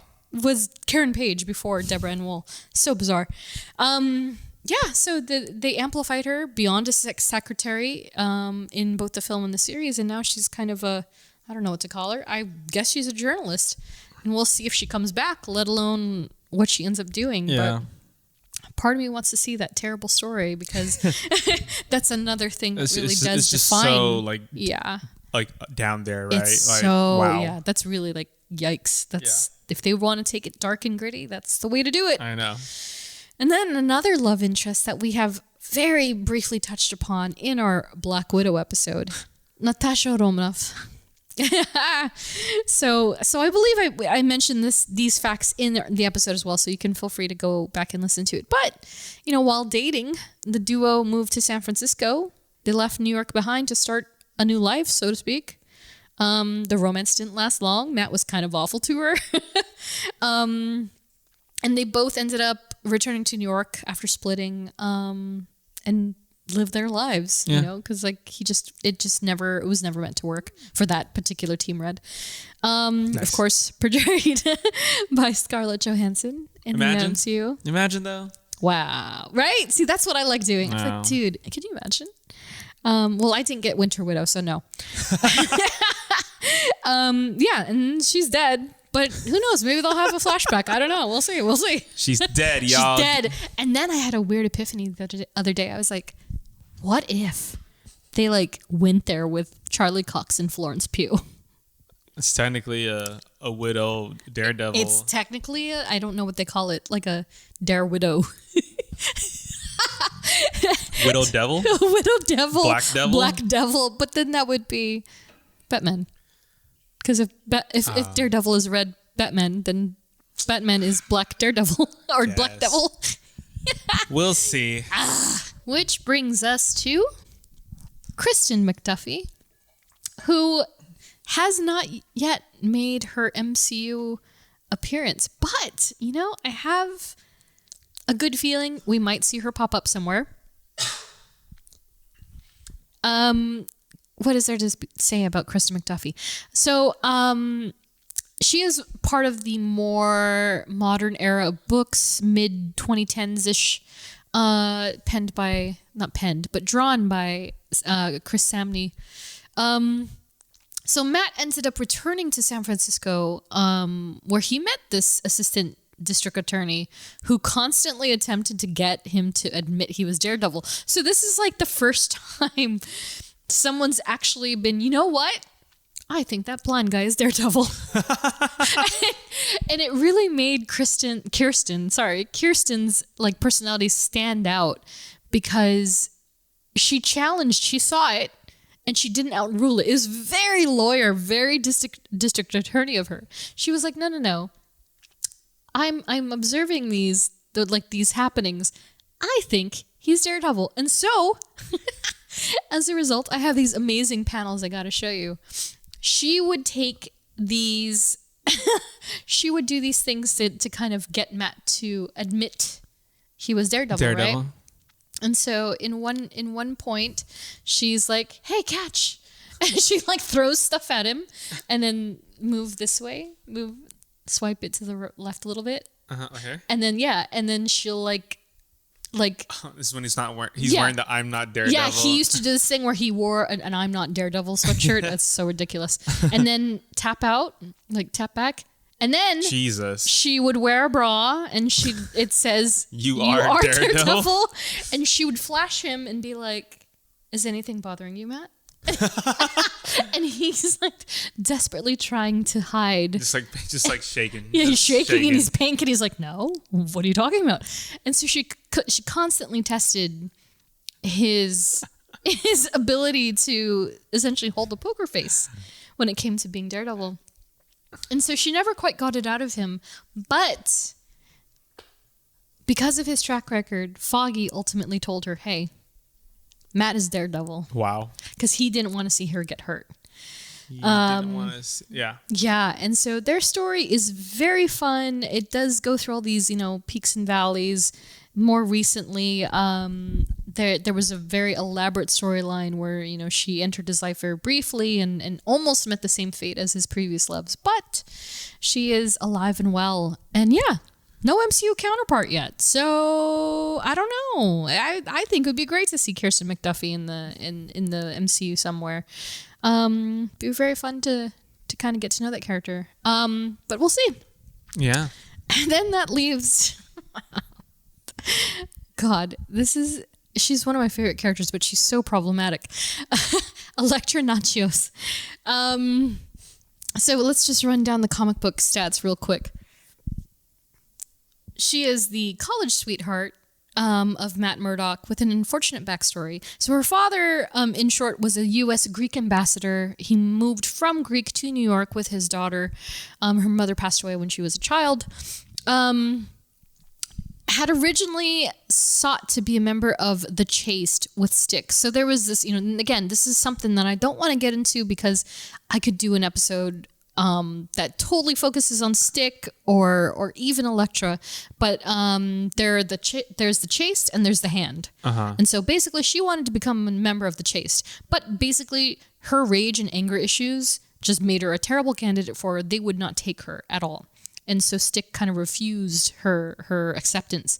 And she's so complex of a character that even despite the warnings from Stick and even Foggy, so Foggy got to know her, as well in college. And both of these men were like, Matt, don't date this woman. She's kind of crazy. Which of course isn't something, to be said lightly, but she's truly she's got some rage issues and whatnot. He said, you know what, screw it, I love her. and so what began there was this duo of this dangerous duo, where they brought out the best and worst in each other. And I'm sure we've all been there in some capacity. But they're very much that couple where together they were invincible, but also, oh God, they're invincible. There's no limits. There's no boundaries between the two of them. And so very much like we've seen in the cinematic universe, her father is killed in the crossfire. And it usually ends up having Daredevil, present in some way, but in the books it was a rescue mission gone wrong. It just didn't happen. Matt tried to save her. He ended up getting shot by police because just terrible stuff. Anyway, it doesn't help her situation any. She then ends up later joining the Chaste rival group, the Hand. And so that's when this real crossover happens, because she's like, if they don't want me, then I'm just going to go to the other side. The Hand is like, oh, we'll take you. Yeah, you can. Yeah, you'll be one of us. And they're deranged and very complex. And anyway, they placated her intentions and desire to be this sort of entity.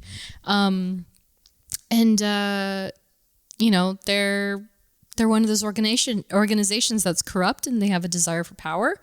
They're multi-crossover. So they're I think I mentioned them, maybe Black Widow episode, but they're very prominent in the X-Men and, with Psylocke especially, any sort of, Silver Samurai, all of them. They're all in this weird subsect of supervillainy with the Hand in some way. And so they were actually created by comic legend Frank Miller, who, if you're familiar with Sin City or Batman, that's a big name. He also wrote for Daredevil, so surprise there. And so Elektra dies at the hands of Bullseye, very similar to Karen, actually. And this is well depicted both in the comics as well as the film. This is the comic book version, Jeff. Oh, wow. He stabs her right through the gut, coming out from the back end. And then in the film, I have it here, they tried to do the same thing. Oh, that's right. Wow. Yeah. I mean, that angle is terrible in CGI, but they kind of nailed that part of the relationship.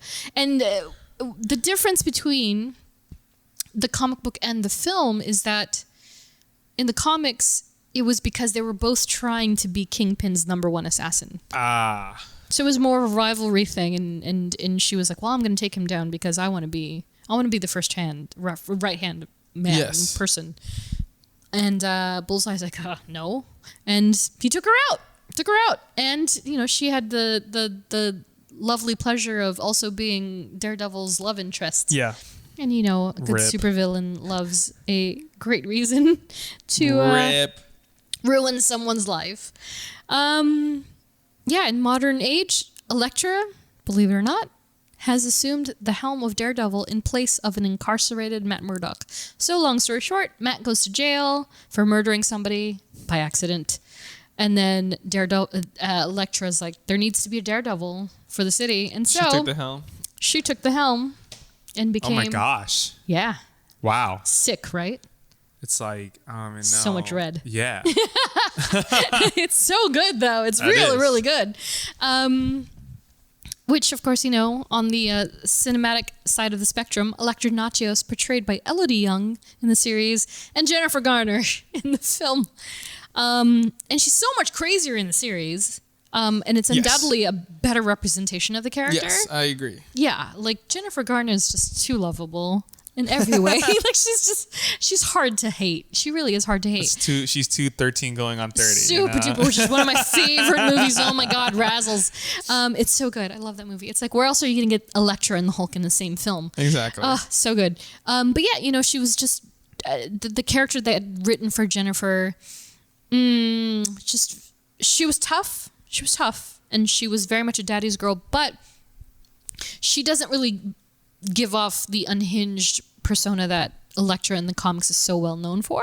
Yeah. And so I think that's where Elodie really nailed it. But I do think that the content that she was presented to serve is not as strong as it could have been. I guess, I don't know. It got kind of messy in season 2, so I don't know.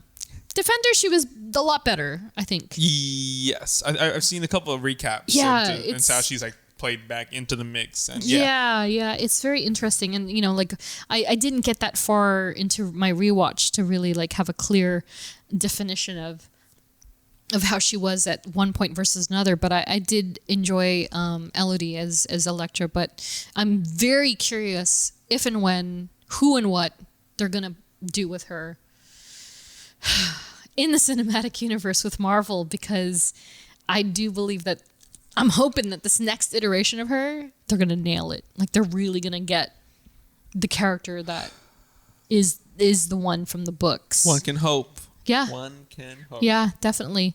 And, a little bit more about Stick. Her relationship with Stick is a bit different from the comics in the show. And it's better aligned, though, for serving a bigger storyline purpose. And again, she's got so much backstory and so much of a story present in the series that it'd be a disservice to cover her in full right now. But long story short, she was in the hand and conditioned to be the Black Sky upon her resurrection. She fought the Defenders, and then she died. So again, all right, she died twice in the series. God. So we'll see if and when she comes back. And then that brings us to main adversaries. Because the Elektra's right, she's skirting the line of an adversary in many ways, especially in the comic books. She always kind of weaves in and out of Matt's life as a recurring problem. Not unlike many of Matt Murdock's adversaries. The show itself introduces a suite of characters, both friend and foe, but for this episode, we're just going to concentrate on the outstanding array that have a direct crossover from the books. And, of course, honorable mentions to Madame Gao, who's portrayed by Wai Ching Ho, and Turk Barrett, portrayed by Rob Morgan. Two very outstanding, and very prominent characters in the show, but we're not going to get into them today. Who we will get into, however, is Lester, a.k.a. Bullseye, who is undoubtedly one of Matt's biggest adversaries and also a deranged maniac. We briefly touched on Bullseye during our Hawkeye episode, where he served on the Dark Avengers. He never misses, and quite literally anything can be a weapon in this man's hands. Again, another character we can go into at full later on. He came from a troubled childhood, where he seemed normal at first, but then he started doing, and acting erratically with his behavior and turned maniacal and deadly, not unlike his cinematic counterpart, who is Benjamin Dext Poindexter. So there's this thing about Bullseye in the comics is that nobody knows his real name. And so he's just known as Lester. And so people are like, we think that's his last name. We think that's his first name. He's just known as Bullseye. You've made a name for yourself when it's one name and nobody really knows if it's your real name. But in the series, in the films, or at least in the series, he's known as Benjamin Dex Poindexter, portrayed by Wilson Bethel and infamously by Colin Farrell. Feels like so long ago. Did you realize this? This occurred to me when I was watching the film. So Ben Affleck portrayed Daredevil, only to go on to portray Batman. Yes. Colin Farrell portrayed Bullseye, only to go on to play the Penguin. Yes. Two completely different series. However, that's crazy, and that's hilarious. But yeah, so there are two different paths of sociopath between the two, and I could go on for days about the sociopathy about this character. But in the film, he was very kitschy, very silly, very comic book like. That's what I remember about. Holy smokes! Yeah, like every time he turned around, there was like a rattlesnake sound. It was like, and I was like, what is this? And it was presumably because of his jacket. Oh, sure. And they didn't strip him of his Irishness. So he's like, oh, Bullseye. My name is Bullseye. Yeah. Yeah, it is a thick, he has a thick accent. Yeah. Yeah, I don't know. And he had a literal bullseye carved into his forehead. That was very... Right. I remember that. I will say this. That itself is an Easter egg, because in the books, before Bullseye killed his own father, he carved a bullseye into his forehead. Jesus. Yeah. Man. So that kind of tells you tonally where that character is at. But so when it came to Wilson Bethel's rendition of this character, interpretation of this character, I found him to be so much more scary. I mean, not that Colin Farrell's was like terrifying. Yeah. But he was scary in that he was... like, I believe he was an ex-army vet. Uh-huh. And he had incredible shooting, record. He was like a sniper. He was a sniper, yes. Right? And he was also calculating and very quiet almost, and a silent presence. And I think Wilson did an amazing job. And I'm kind of sad that it was only one season for him. But... it's because of the Netflix deal, and they couldn't continue with a season 4 and all that good stuff. So I wonder if they're going to pull him over too, or I don't know.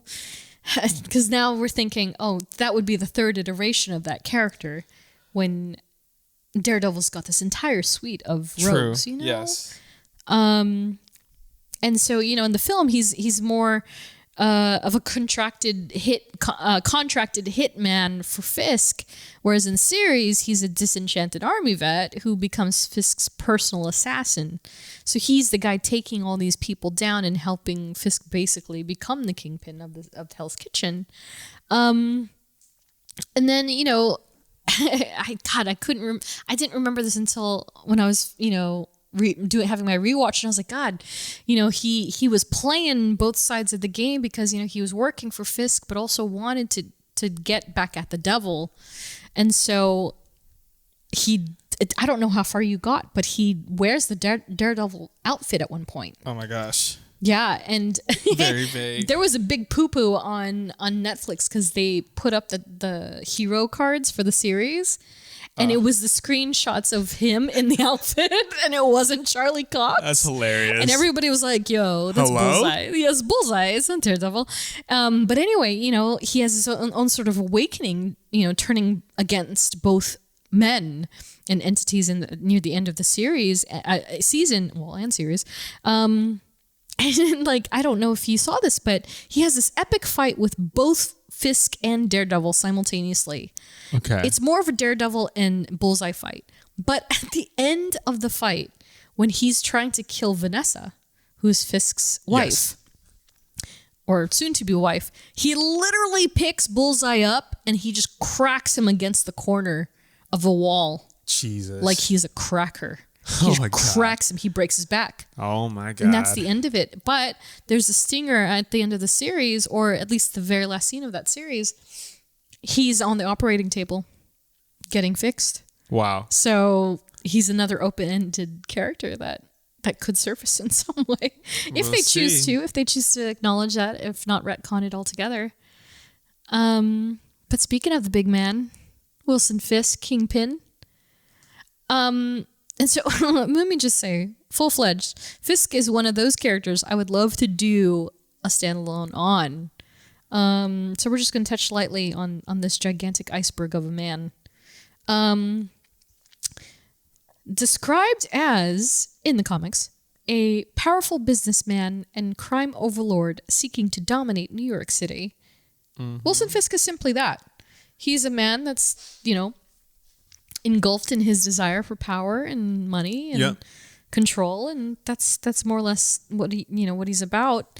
And that's not unlike the cinematic version, portrayed by Vincent D'Onofrio, GOAT, the best, the GOAT, and and Cole Jensen as a child in the MCU, as well as the late and great Michael Clark Duncan in 2003 film. And John Rhys Davies in the 1989 Trial of the Incredible Hulk. So Rhys Davies was the first Kingpin. I don't have any recollection of him at all. Like, I need to watch that. I think I've seen it once. I don't remember anything. But Michael Clark Duncan was so good, and he had such a presence about him. This, much like Bullseye, was an interesting contrast because Michael Clark Duncan was a big dude. Yes, exactly. And he had a deep voice, but he was like muscular big, yes. He stand very grandiose. Yeah. Total presence. Yeah. Yeah. And so to see Vincent D'Onofrio's version of the Kingpin is so utterly convincing. Like, I don't know that I could see a version that's not like that anymore. Like a live action version of Kingpin? Yeah, because he's almost soft spoken, Yeah, like the way that he does his voice for him, it's it's like, he moves his mouth so little, but like it's just like, it's the things he says. It's his Godfather like presence of just, but you don't if you say something wrong, you're dead. Yeah, exactly.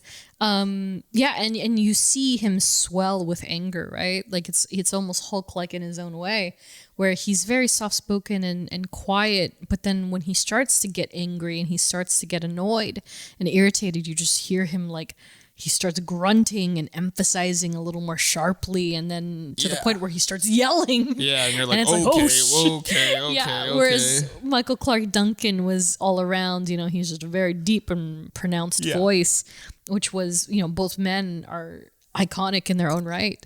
And, as for the MCU, we first see him in Daredevil and last seen in the Hawkeye series.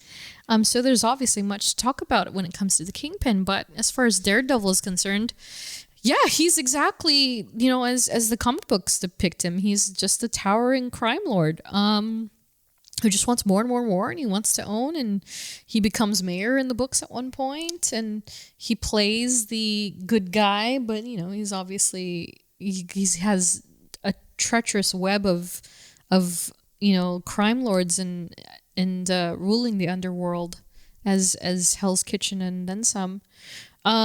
His right-hand man, James Wesley, portrayed by Toby Leonard Moore, and Wesley Owen Welch, who's portrayed by Leland Orser. It's interesting. I'm not sure why they named them. They're both Wesley. Yeah. So I assume that in the the books he's just Wesley, but they named him different surnames and first names in the series and the film. But either way, they're both fantastic actors, and they play to Fisk's right hand very well. And then, of course, like I mentioned, Vanessa Mariana Fisk, portrayed by Ayelet Zurer in the series, who I think she's so good to hate. She's so good. I would love to see more of her as well. But yeah, essentially, you know, the issues, or at least the adversaries, are born out of simply Daredevil's love and wanting to protect the city, and Fisk wanting to, you know, control it, simply said. And they just keep getting in each other's way. Yeah, I'd love to see more of Wilson Fisk. We're obviously going to. We're going to see a lot of them. Yeah, and Echo as well as Daredevil Born Again.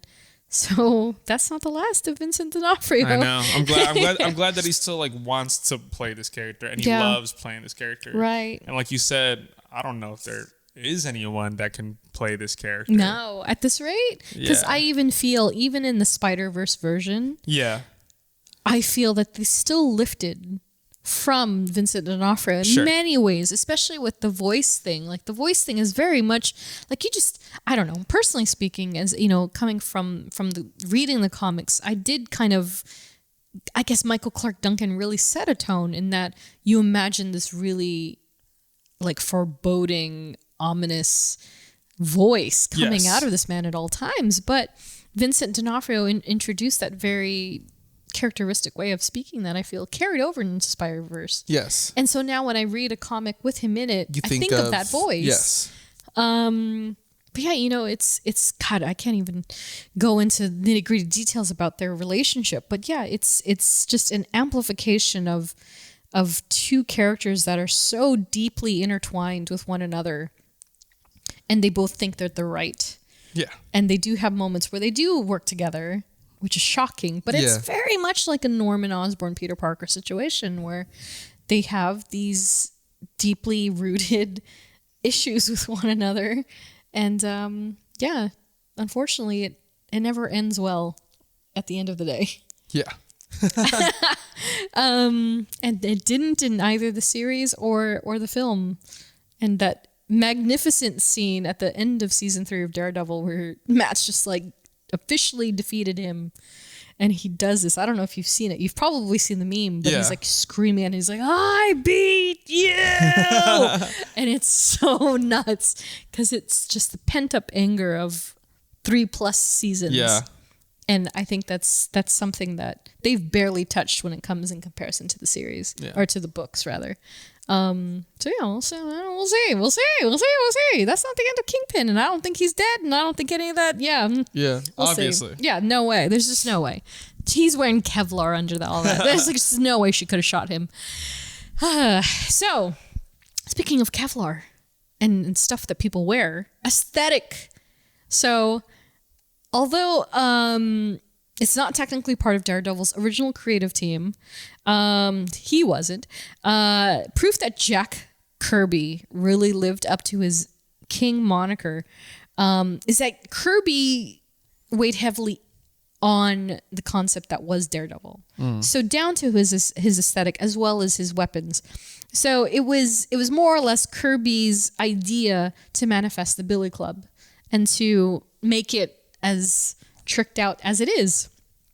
And so yeah, when it comes to weapons, Daredevil's got the Billy Club. It can expand into a melee weapon, as well as, baton. And in the cinematic scape, same thing. And virtually anything can be a weapon when it comes to Daredevil. Yeah. You've seen this man pick up like anything. He'll pick up anything and use it against his adversaries.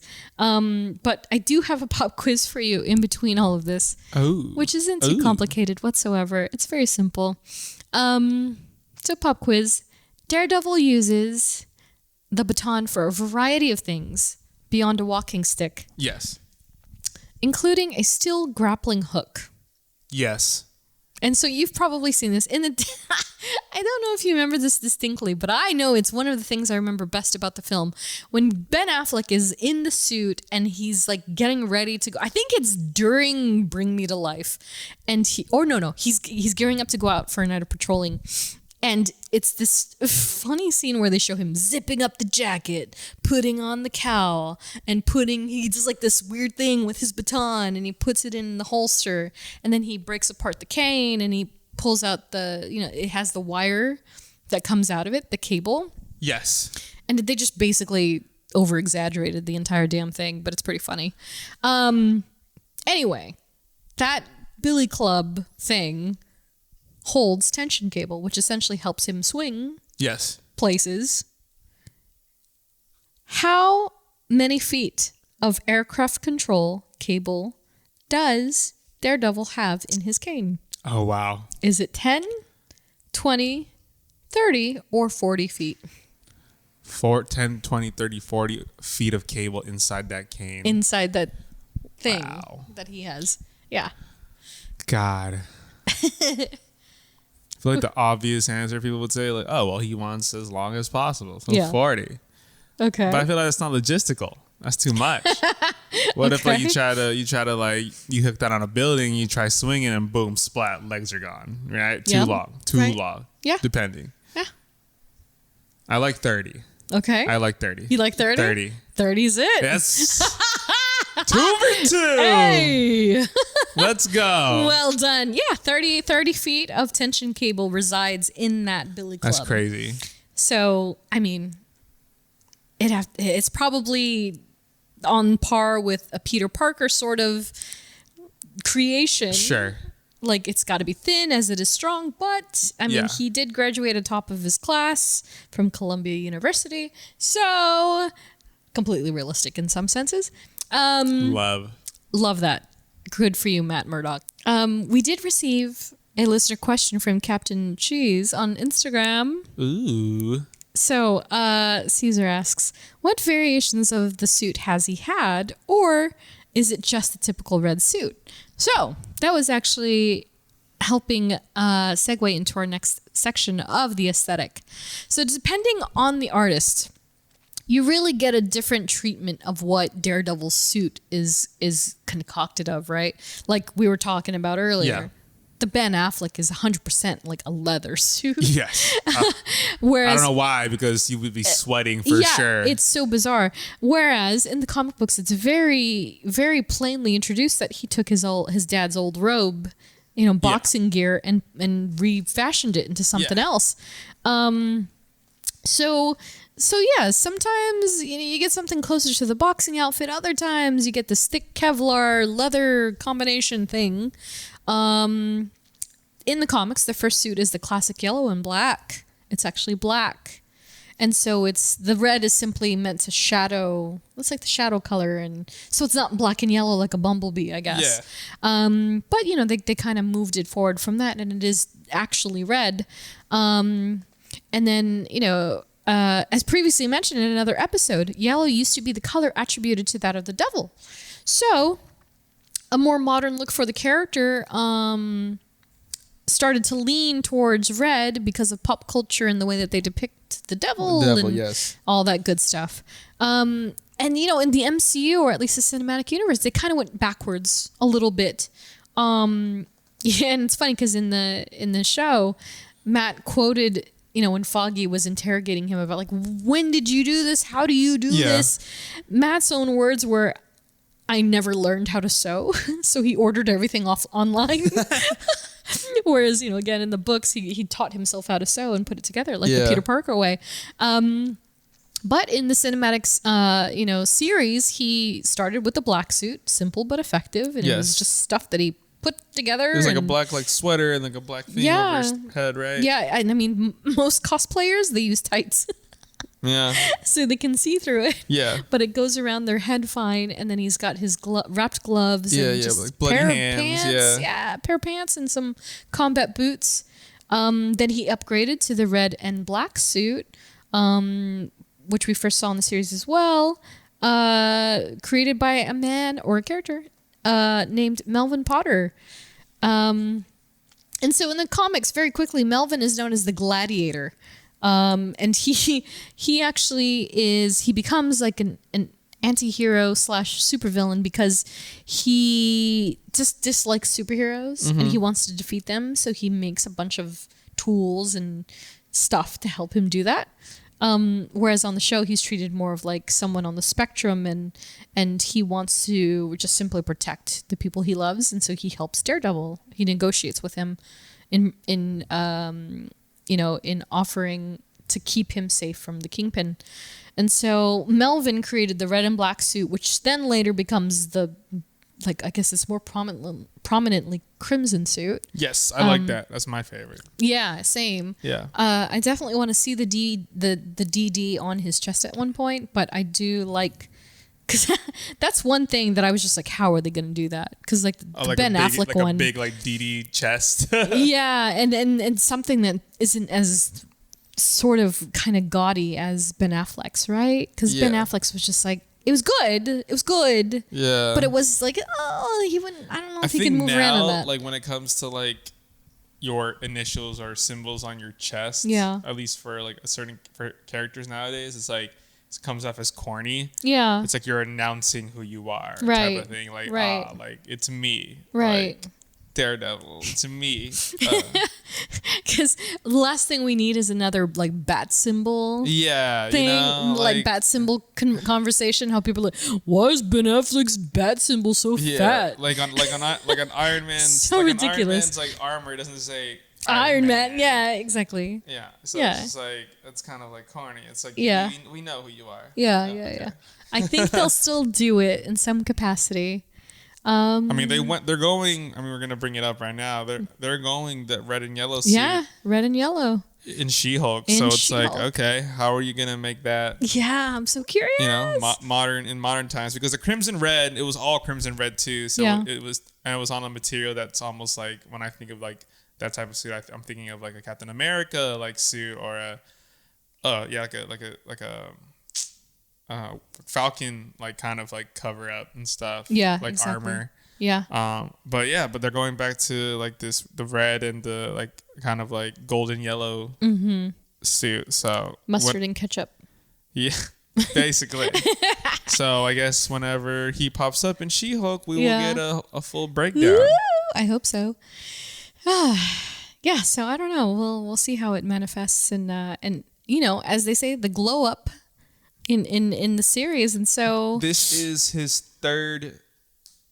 fourth piece of media. I'm counting except Defenders is separate from the show. So Daredevil, The Defenders, No Way Home, now in She-Hulk, and then in Echo, and then his own show. Insane. So tell me Daredevil isn't important, then go back to that list, because that's a lot of proof in the pudding. Yeah. So good. Feige knew, which, by the way, Feige was co-producer on the Daredevil film. So way back. Yeah. Wow. 2003. Wow. Co-produced, Kevin Feige. He knew. Feige knows everything. Yeah, I think people don't realize that.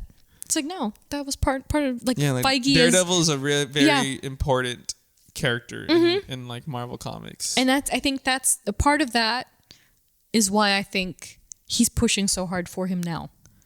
Because he's like, I was part of that in the beginning. Yeah. He had just graduated from being an intern. You know what I mean? And basically. now he was and then he was a producer at that point. Yeah. Co-producer, what have you. And so for him to be on that very first official journey of that character, and then now he's 20 years later, ushering him into this new era. That's and I awesome. think it really helps a lot it's really easy for him to sell too, because we as an audience have fallen in love with Charlie Cox's portrayal. So it's yes. Yeah. But you have the perfect actor for this character, so let it ride. Yeah. As long as the actor wants to continue to play him, boom, let it ride. Yeah. And same to be said about Vincent D'Onofrio, right? Same. Yeah. Whew. And again, this is kind of not to keep comparing them to Spider-Man and Green Goblin. Another reason what made No Way Home so good is because Willem Dafoe was prepared to play, because no one else could have played that role. And so no one else. We're getting real lucky in this particular, realm of the Marvel Universe, because both guys are ready, available, and willing to play the game, and they can go long game. Because they're both here now, and there's no studio interrupting. There's no rights issues. They can finally do something that does take a longer course, and they're both phenomenal actors. Yeah, phenomenal, amazing, top tier actors. So, yeah, I can't wait. I can't wait for more. Although, before we start descending into the tail end of our show, I do want to introduce you to one person is very special to the Matt Murdock universe. And his name is Mike Murdock. Oh gosh. This is like, depending on who you ask, or majority of the people who you ask, the worst thing about Daredevil. Wow. Yeah, it's pretty heavy. Please explain. So in Daredevil's earlier days, Matt manifested this fake identity to cover up his own identity, claiming that his twin. So when people be like, this guy, who's Daredevil? And he's like, it couldn't possibly be me. I'm blind. And so Matt created this fake persona, so much so that he would be like, oh, my twin brother, Mike Murdock, is Daredevil. Wow. It's my twin brother. It's my twin brother. That's my twin. That's that guy. I didn't know you had a twin. It's that guy. It's that guy. Yeah. And so, by an unfortunate means, so as recent as the last year of Daredevil, Mike existed in Matt's world beyond just being an undercover name. Oh. During an attempt to cultivate a group to bring down Fisk, an Inhuman called the Reader brought the fragment that was Mike Murdock from Matt's mind, made him a real person. Oh my God. A sentient copy of Matt Murdock, who literally went by the name Michael Murdock. Oh my gosh. And he was running around doing Matt Murdock things. Wow. Thinking that he's like, oh, well, I'm a real person. I'm a real boy. I'm a real boy. and yeah, the copy did as he wanted, descending into, he did whatever he wanted to do. He's basically a rogue version of Matt Murdock, and he descended into the life of crime. And so, this is like the crazy storyline that's happened in the 60 years that Daredevil's been a thing. And, he steadily went from being an inside joke to a full-fledged actual character, so much that they've actually rewritten, like, if you look at bio pages for Matt, where it used to say, like, Jack raised his son, now it says, like, Jack raised his sons, Michael and Matt. Yeah, it's like that. It's a complete rewriting and retelling of the character. Yeah. And I think it's a huge error. I'm going to say it. I think it's a huge error because it really does change the course that character took as we know it. Now, there's another brother that was there during all these moments. Yeah. So anyway, long story short, his life came to an abrupt end when Fisk mistook Mike for Matt. Oh, wow. And choked him with his bare hands. Choked Mike. Wow. Thinking, I'm finally going to kill the devil. Wow. And it was Michael Murdock. Yikes. So he is officially dead in the books. I don't think we're going to see him in the MCU. I think it's a little crazy, unless they're like the one that unless we see. Unless you really want to dip into that like nature of like of creating like a like in Logan a sentient exactly a sentient clone. So yeah, there's no Mike in the MCU, but they did make a running joke planted in the first season of Daredevil, episode 3. Claire asks Matt what his name is. She says it's Mike, and he just goes with it. Oh. Yeah, she's like, I'm just going to call you Mike. And he's like, who's that? And she's like, an ex. And so every time they see each other, she's like, Mike. That is hilarious. Yeah. So they did their fair share of Easter eggs. And elsewhere in the MCU, or at least modern day releases, I wanted to bounce back into comic book land very, very, very quickly and touch upon a very special version of Matt Murdock. Journey with me, if you will, to Earth 65, a.k.a. Spider-Gwen's world. Oh, yeah. Where Matt Murdock was not only working with the Hand, but was also uncovered to be the Kingpin himself. Wow. So yeah, basically, Matt Murdock was this, he would speak on behalf of the Kingpin, quote unquote. You kind of got the vibe that it was a Wesley kind of move, like he knew the Kingpin. Yeah. Which isn't untrue. Wilson Fisk was the Kingpin in Spider-Gwen's world for a number of years. Yeah. Until Matt Murdock himself rose in the ranks and became Kingpin himself. And so he achieved this by killing an infamous burglar, international burglar at that, known as Le Chat Noir, whose name was Walter Hardy. Oh. Which is Yes. Felicia Hardy's father. Yes. So that brought on this entire storyline that didn't quite get fleshed out between the two. But yeah, it was a fun thing.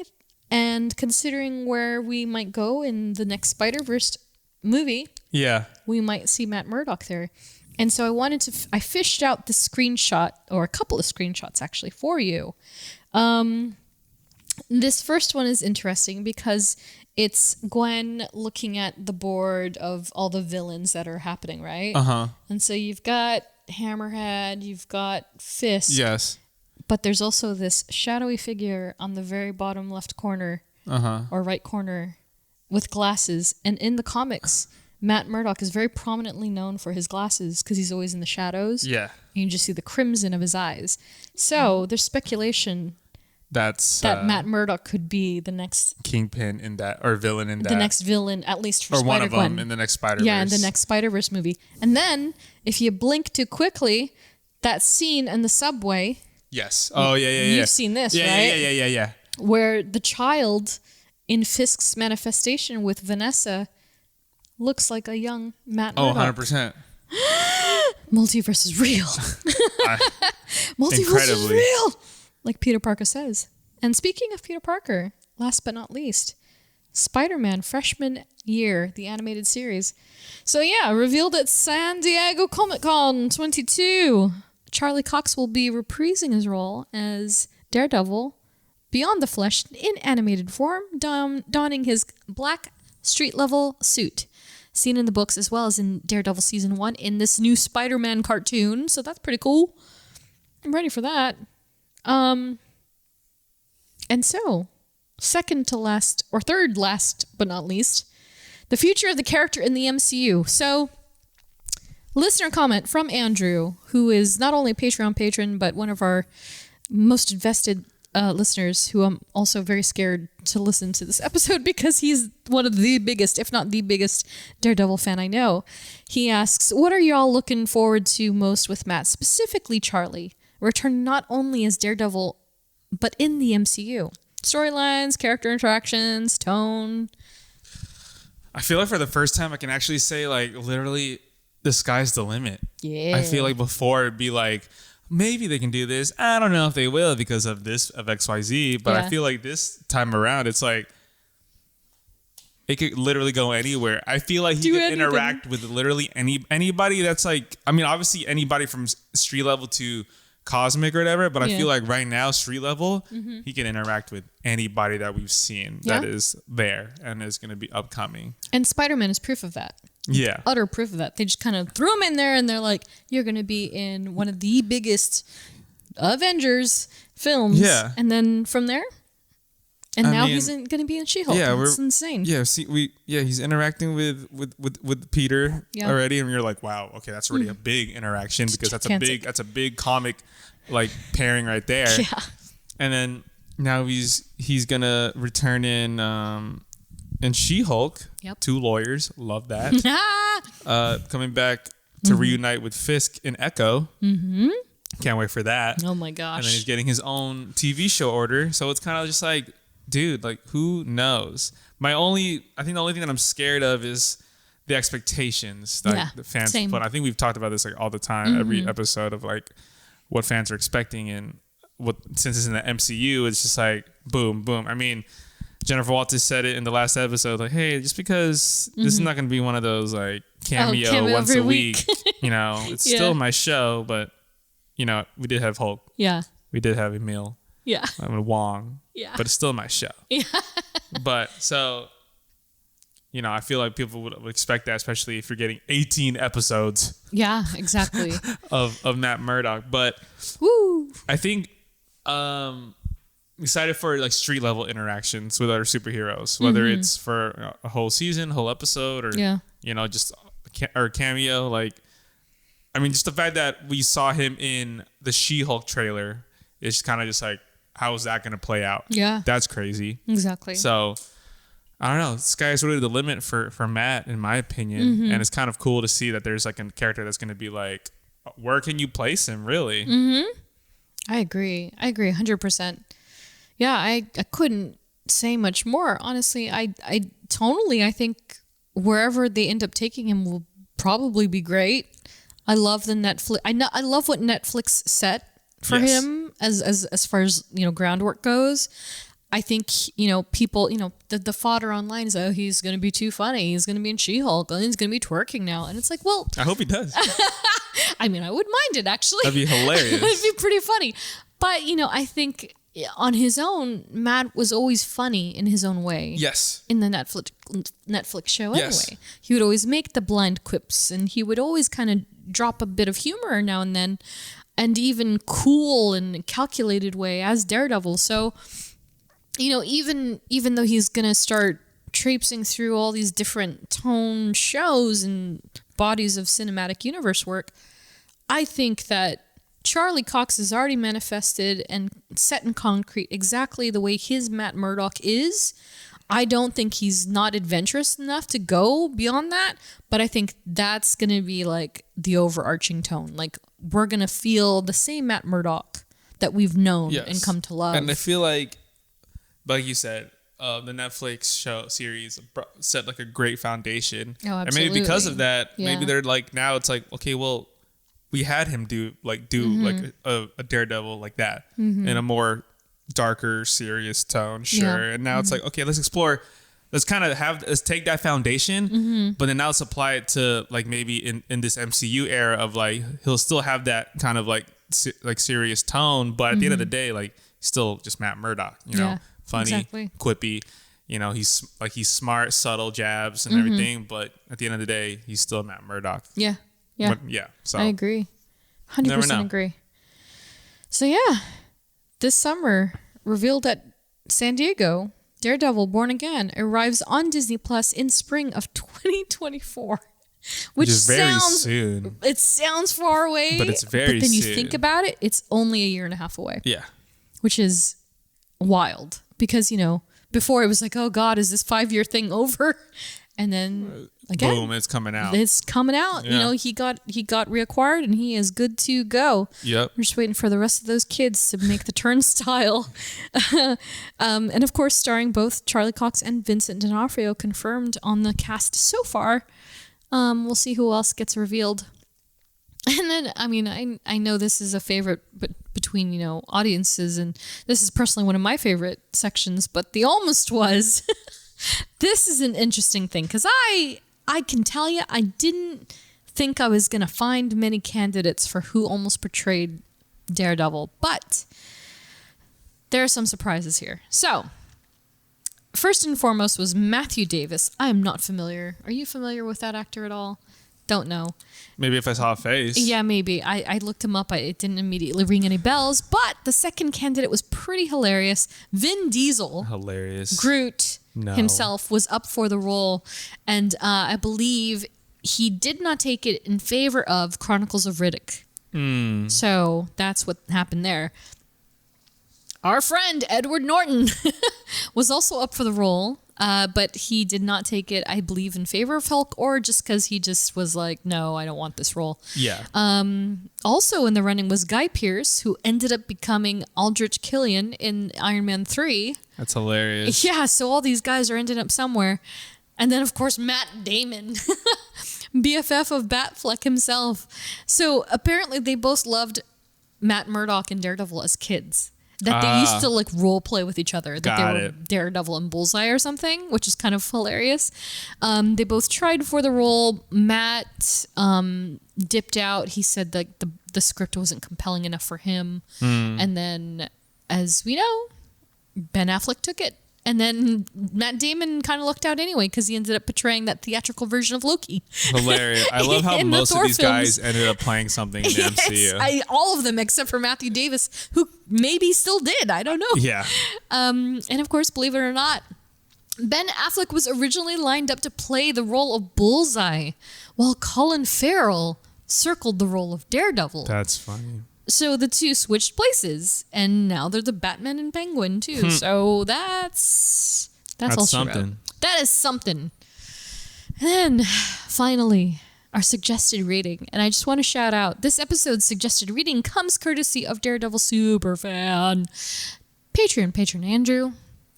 Thank you so much for your service in real life and for these suggestions. So if you're looking to look into some Daredevil deep dive reading, definitely take this list down because Andrew knows this character inside out. And I hope we did you some justice today. But be sure to check out Brian Michael Bendis and Alex Malev's and David Mack's Daredevil run, Volume 2, Issue 26. Originally started in 2001. It spans 55 issues. Go for it. It's amazing. I cannot complain about that creative team or any of these, to be honest. Ed Brubaker and Michael Lark's Volume 2, Issues 82 through 119 in April of 2006. Mark Waid, Paulo Rivera, and Chris Samney's run in Volume 3, 2011 through 2014. Mark Waid and Chris Samney's iconic Volume 4 in 2014 and 15. And then last but not least, David Miller and Dave Mazzucchelli's Born Again arc from 1986. Will that have any effect on the actual series of the same name? Not sure, but it could happen. So we'll see. All right. And that is the end of the show. Oh my gosh. So much packed info for our main man Daredevil. And I'll tell you, we barely got down to maybe a quarter of that towering tower that is Matt. There's insane. A lot. There's truly a lot. Like, honestly, I would have loved to talk more about Stick, but we would literally have a 6-hour episode. Whoa. But yeah, so I hope that that's sufficient enough for the 101 on Daredevil. Yeah. Woo! We made it. You made it. And so, yeah, thanks for listening, guys. Next episode. So, I don't know, Jeff. I mean, we ran a poll on Patreon. Mm-hmm. If you want to, vote on these polls, please join our Patreon for as little as $1 a month. Groot won by a landslide. I had a couple of characters up on there. I think it was Groot and Captain Marvel and She-Hulk and somebody else. And then, of course, our lovely friends were able to suggest anyone they wanted. But the little tree won everybody's hearts over. So I don't know if we may cover Groot in our next episode. I'll leave that to the big man to my left here. I am down for the ride. Yeah. Groot is definitely in the horizon. We'll see if that pulls through. And speaking of Groot, a We Are Groot salute to Andrew, Katie, Melanie, Ashley, Joe, Liz, Nats, Ed, Ariel, the Arachnid, Claire, Tyler, Jenny, Robin, Laura, and Andrea. Follow us on social at STRKCNTRST. And if you like what you hear, for the love of God and all that is holy in the Catholic Church, and by Matt Murdock. Yes. Review, rate, and subscribe. Yes. Leave us a review. Do Hail Rate Marys. us. Yes, subscribe. Do it. Follow us because we are narcissistic. And and it helps us a ton. It does. So that would be amazing. It helps us see who's listening and where you guys are listening from. It's amazing. Takes 30 seconds. 30 seconds. Maybe even less. 2 seconds with the technology these days. And that's it. But once again, thanks again for listening. And we will see you in the next one. See you in the next one. Bye. Bye. You want me to kill you? No prison can keep me. You know that. Come on! Kill me! No! God knows I want you. But you don't get to destroy who I am. You will go back to prison. And you will live the rest of your miserable life in a cage, knowing you'll never have Vanessa. That this city rejected you. It beat you. I beat you.